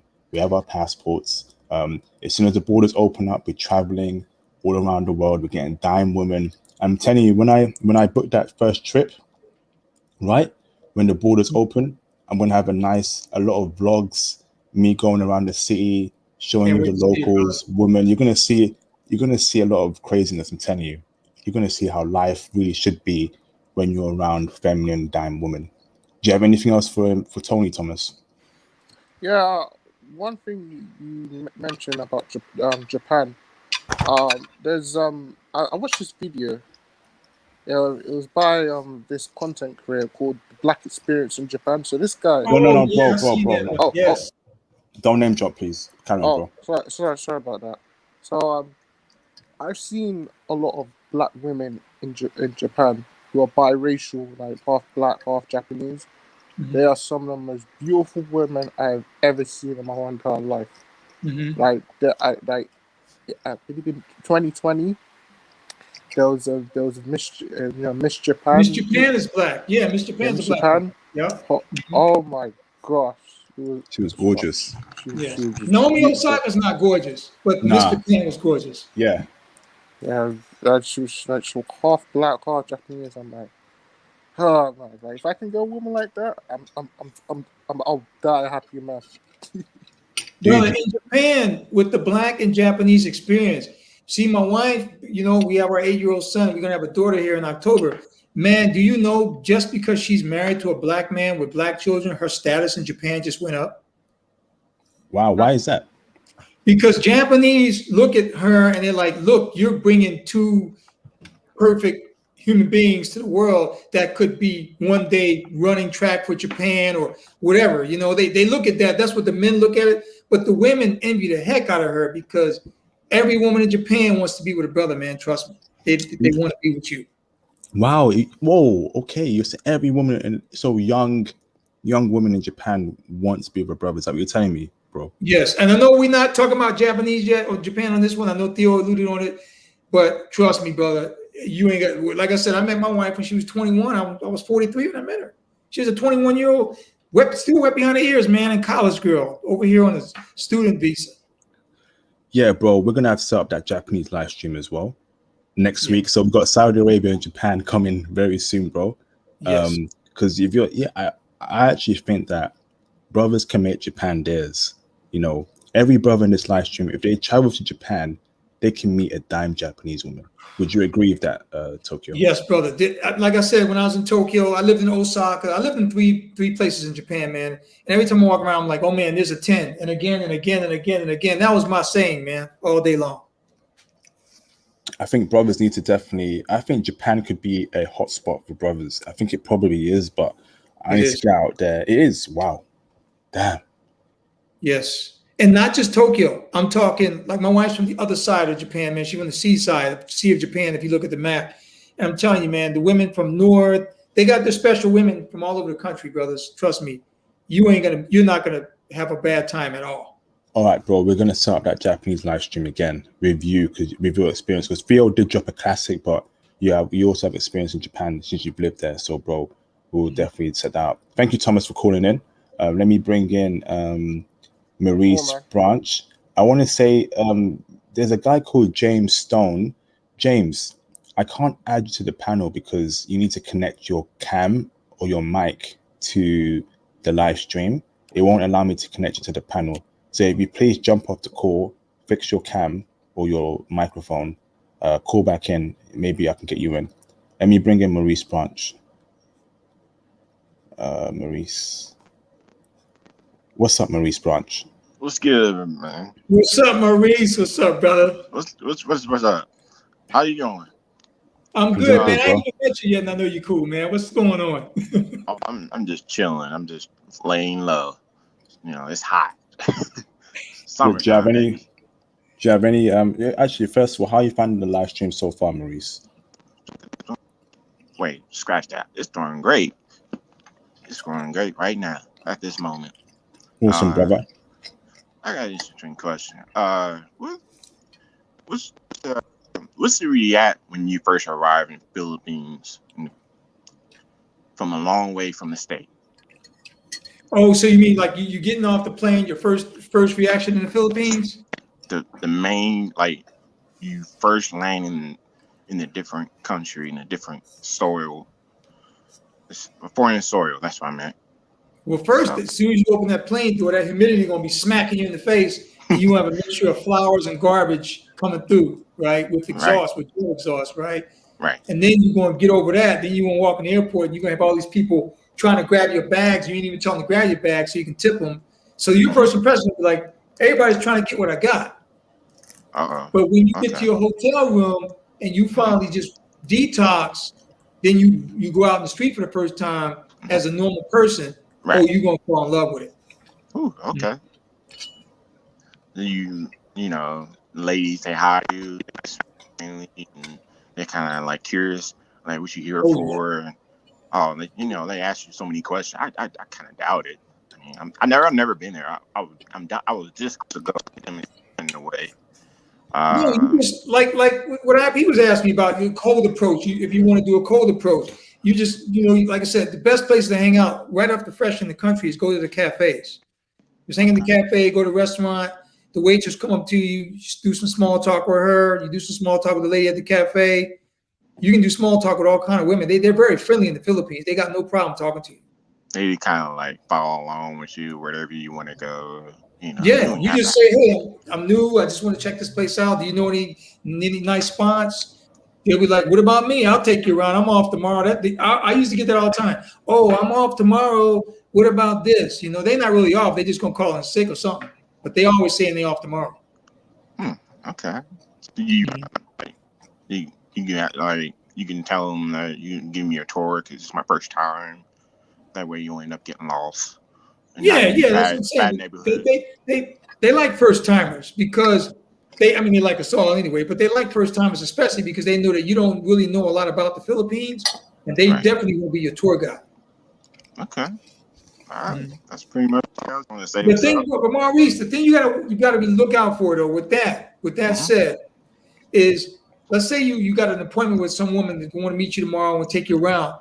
Right. Sometime they'll show up with somebody else, maybe their auntie or maybe their chaperone is who you call a chaperone. If they show up with a chaperone, that's a good woman. Right. Okay. Because now you like somebody's watching out for her. That means that woman's more than likely a virgin. Ah. Okay. Mm-hmm. Yeah. Right on. With a low body count or no body count in that case. Awesome. All right, that's Thanks pretty much all I say. All right, appreciate it, man. Thank you for this. Thank you for that, brother Maurice. I have around 10 more minutes left in this live stream. It's getting pretty late over here in the UK. So anyone who wants to speak to Tony, you have 10 minutes to do so. Please call in right now, and I will get you to speak with Tony. Let me bring in Zach Hayes because he did have a bad connection. Hopefully he's fixed it now. What's up, Zach? You still there? What's up, Zach? Yeah. Sorry about that. Now I'm on my phone. Yeah, I know Tony wanted to ask me a question. So awesome. Yeah, Zach, I was asking you. So remember you was telling me you were raised by two parents, and what I was going to say on that is that people don't understand the importance of having a man in your home that's raising you, because even like my dad and I only had 4 years experience with him as a little boy. I remember that time. And of course, we hooked up later on in my life, but that was such an impact on me. So that's the power of the black man, is you have them raising you, or you have them around you, and if they're influencing you, they can influence you that quick. They don't need 18 years to influence you, but it's good that you had that experience. So with that said, what did you learn from that experience going forward when it comes to women? Well, just seeing my dad, being able to have those social skills, definitely helped me in terms of just developing people skills, because one thing my dad always told me just growing up, it's like, you have to show everybody respect, and you have to be likable, right? And this doesn't just apply to women, this just applies on life in general. Your whole life can change in 5 minutes, whether for the good or for the bad. But it really depends on your people. You just have to be likable, and just seeing him being able to cooperate with people and develop, friendships, relationships. That definitely played a role in my subconscious when I was younger, and even this as well. Hold up, I'm trying to see if I can show it. If this is a good angle, yeah. Like even this family picture, I'm trying to get. Yeah, this is a family picture of my whole family when I was young. Beautiful, brother. Just like that's what I'm saying. Like I'm just my subconscious was just raised differently, so that's exactly what I'm talking about. It was just very hard for me to relate to people especially my peers, like, because I feel like I really don't have anything in common with you guys. I just don't. Well, you grew up in the patriarch home, so that means that the woman that you look to marry later will have to come from the same type of home, brother. You don't want to marry a woman that comes from a broken home. Absolutely. I know the American media like to play like, oh, it's okay to come from a broken home and blah blah blah and be a waitress with 2 kids and get married. No, that's not true. That's not where you aspire to be, right? You don't. Correct. That's what you need to look for. Yep. Correct. The media is just, again, another tool of misdirection. Don't accept bad behavior.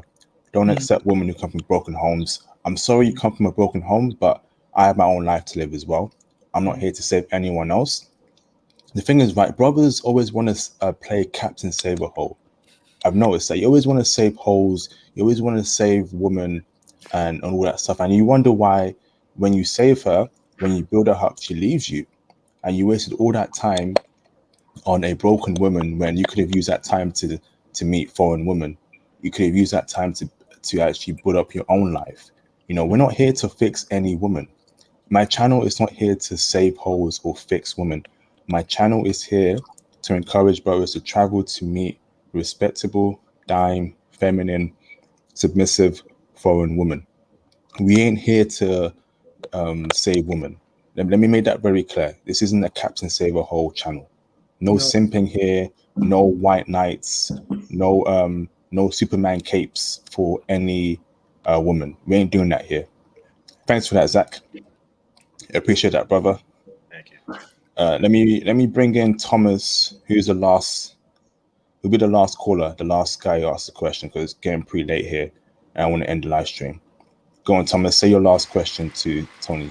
Tony, I wanted to ask if Filipino women, what they think about Cardi B, all this hot girl summer, just the whole stripper culture. What do they think about that? Well, a lot of them Filipinos, they care about status and they care about class. So they won't put themselves in that category. Yeah, they might listen to the music or whatever. They might dance to it because they dance. They love to dance. But see, that's the difference between a lot of women overseas, especially in the Philippines, than the women in the States. They will actually think they got to live that lifestyle. Filipinos, Japanese, whatever, that sounds good. But once the music turn off, they on to something else. Everything else matters. That doesn't really matter to them. That's what my experience has been. Yeah, because I've been taught that about traditional women. They're the way to go, the way forward. Like conservative women, who have class. Who like know how to cook, but also respect themselves. Also respect the man as well. Know that the man is the provider, but also have a key role to be his partner as well as just be a traditional woman. And that's my mother always taught me that, like, when you grow up, if you're gonna find a woman, make sure she's God-fearing, make sure she's conservative, make sure she has strong values, make sure she comes from a good family, but make sure that she treats you right. It doesn't matter what color she is, black, white, Asian. So I always had that in my head. You know what? Your mom was right, brother. But the problem with it is, in the West, it's hard to find those kind of women. That's why you gotta get your passport, baby. Those women don't exist a lot in the West, man. They just don't. They're I don't know what they want. They want power. They want it all.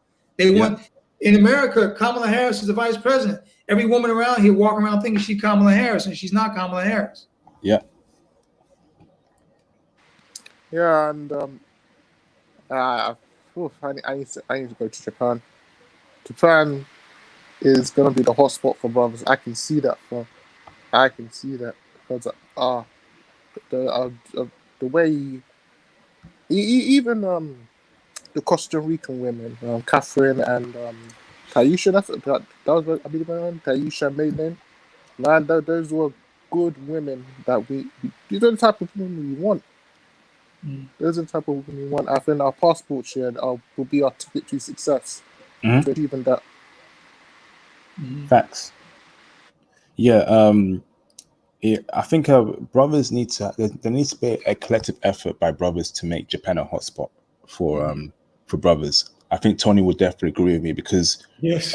If you read more about Japan, there's a disconnect between Japanese men and Japanese women, and Japanese women are just not happy, with what's going on with Japanese men, the whole culture, and they need men in their lives, and that's when brothers can actually travel there, check out the scene, speak with Japanese women, and just get with them, Speak on that, Tony.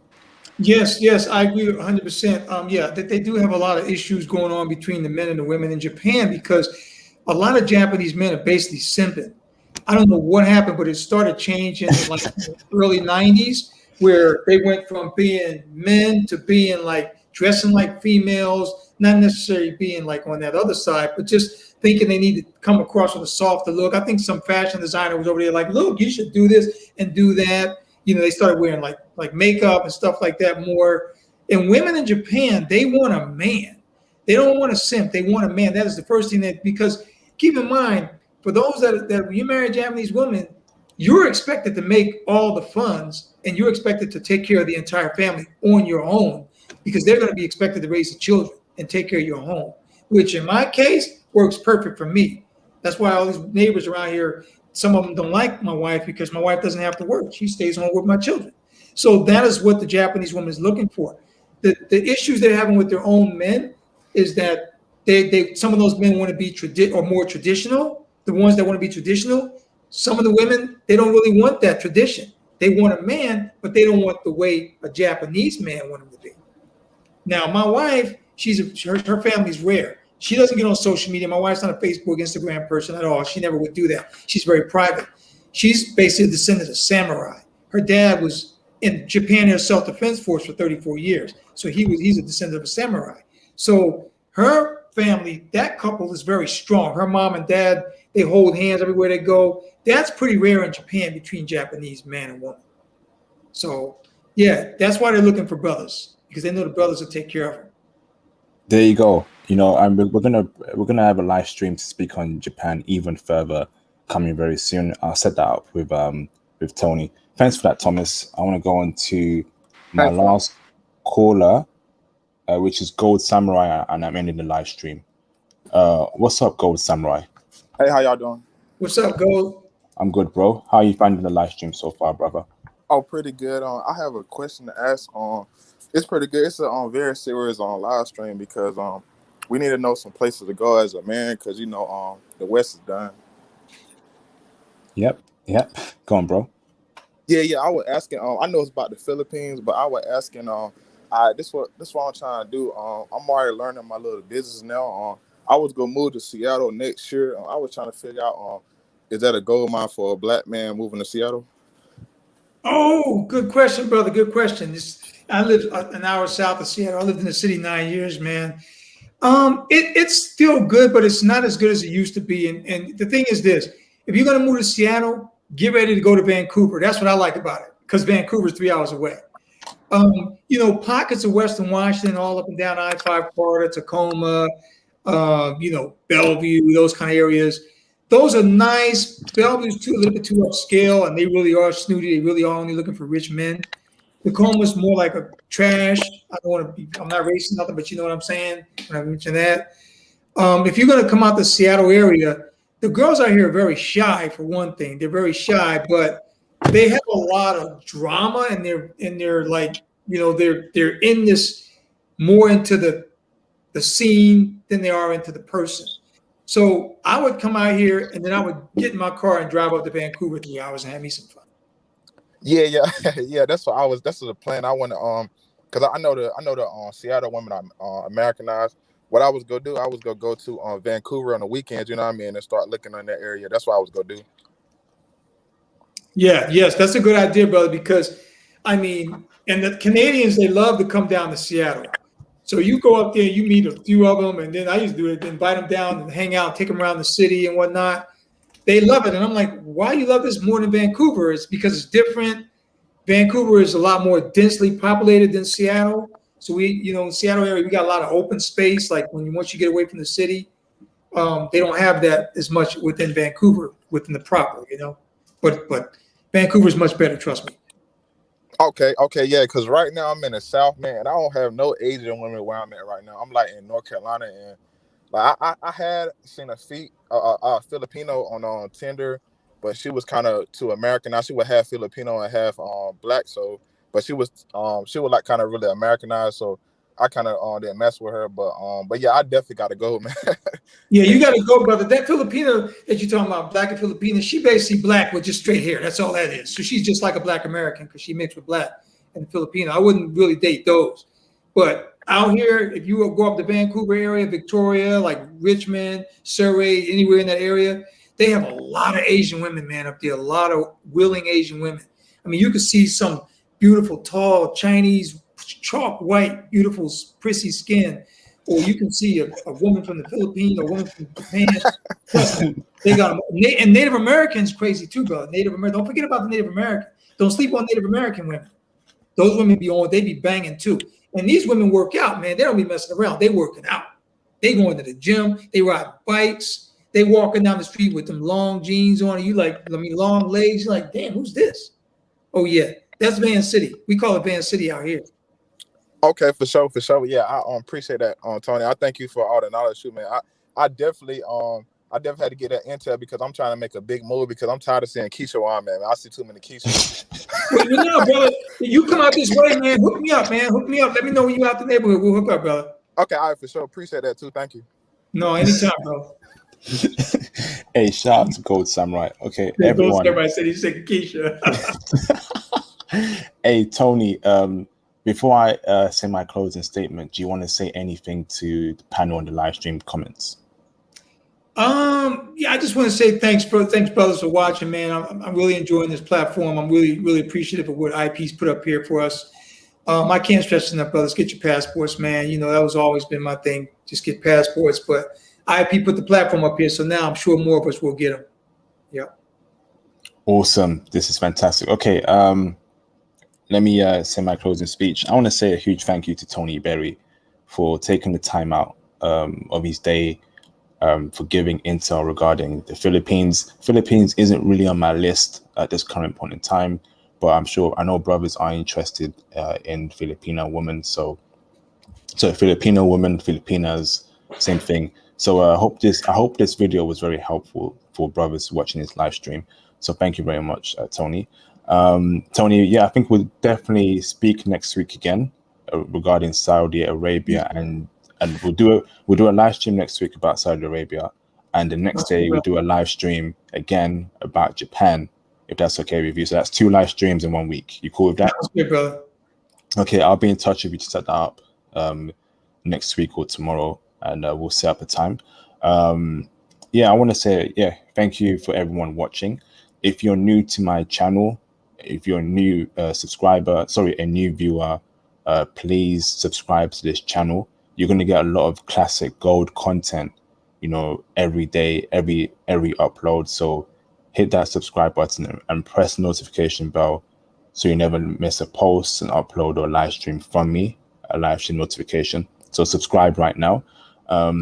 Again, please hit the like button. If you've not liked this video, please hit the like button. Your likes would be greatly appreciated. Again, I want to plug in my social media platforms. This is my Facebook group, and I encourage brothers to please join my Facebook group. When you request to join my Facebook group, please have an AVI photo of yourself. I will stop accepting people who don't have a human AVI photo of themselves. I don't want trolls on my Facebook group. So I will reject you if you do not have an AVI of yourself in your profile picture. After I accept you, you can change your AVI, but it's got to be you. So I need to make sure I'm not accepting a troll. So that's my Facebook group. Following on, here is my Twitter. Where is it? Oh, here is my Twitter. I strongly encourage brothers to please follow me on Twitter, and also DM me on Twitter regarding any topic you want to speak about: stocks, crypto, foreign women, passport applications, traveling. So follow me on my Twitter over here and DM me through Twitter. Furthermore, lastly, here is my Instagram page as well. Instagram is popping.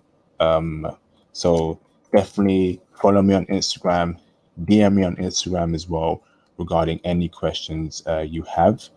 So those are my 3 social media platforms. Tony Berry follows me on all of them, I believe, which is great, fantastic. So we're always in touch about traveling and all that stuff. Once again, a huge thank you to Tony Berry for being in this live stream. I'm going to end the live stream now, but I will say when I post this live stream on my channel, can everyone here please write a comment on the video? Just say great live stream, international passport, great live stream with Tony Berry. He's a good brother for dropping all this intel, because your comments will allow YouTube to push out the video through its algorithm and promote the video. So everyone here, we've got 48 people watching this live stream. Just write a comment, just say thank you for the live stream, great live stream. Give your thoughts about the live stream, about Filipino women, Filipinas. Just write anything, please, in the comment section. That'd be much appreciated. I'm not charging anything, but I'm trying to set up PayPal, Cash App, and all that stuff. So will you brothers support? Put a 1 in the chat if you will support the channel through PayPal, Cash App, and whatever monetary avenue. Brothers have been telling me, oh, we got James Stone. You finally got your... I see you, James Stone.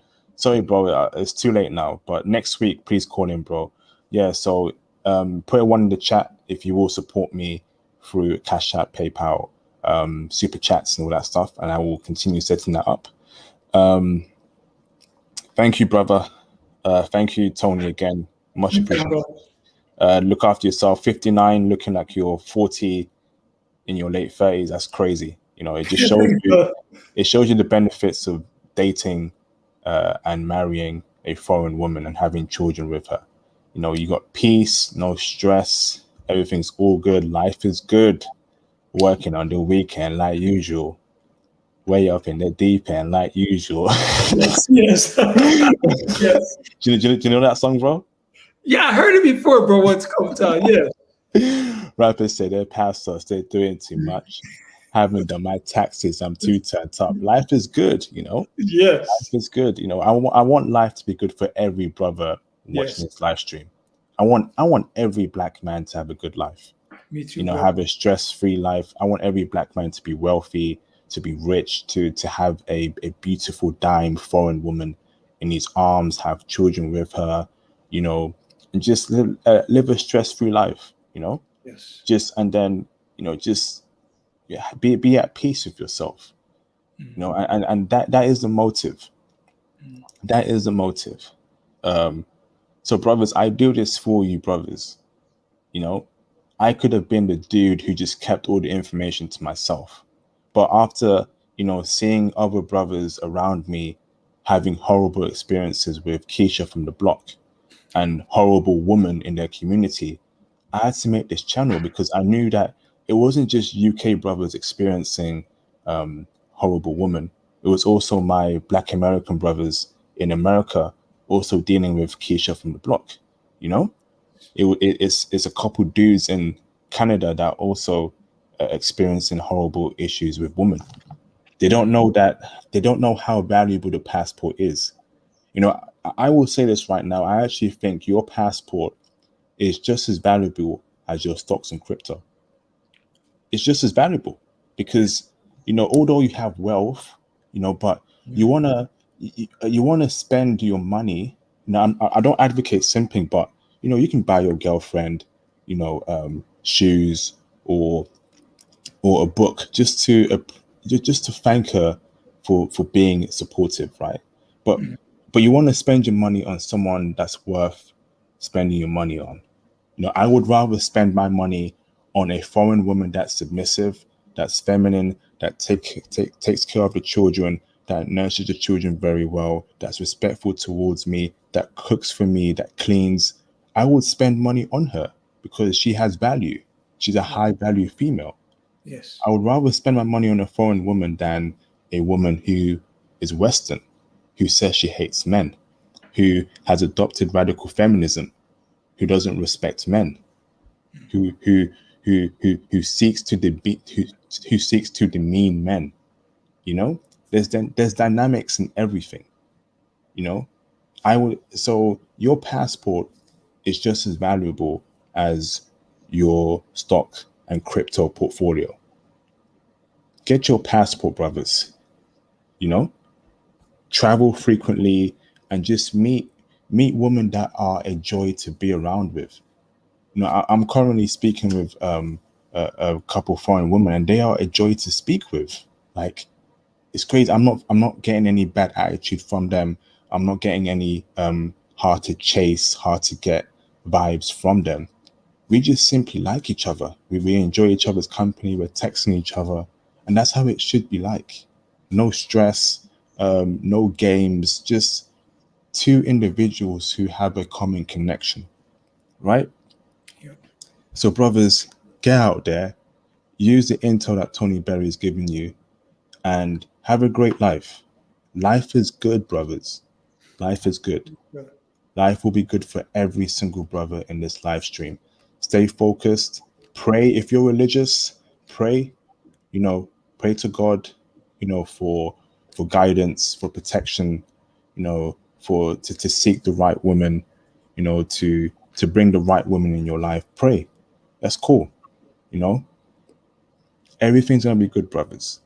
And on that note, once again, please comment on this video once it drops. Your comments would be greatly appreciated. Please definitely comment, like, subscribe, and share, but definitely comment on this video. And thank you very much. And on that note, everybody have a great week ahead. And I will see you brothers in my next live stream next week. So take it easy. Thank you, Tony. Thank you, everyone. Peace out. See ya. Peace out.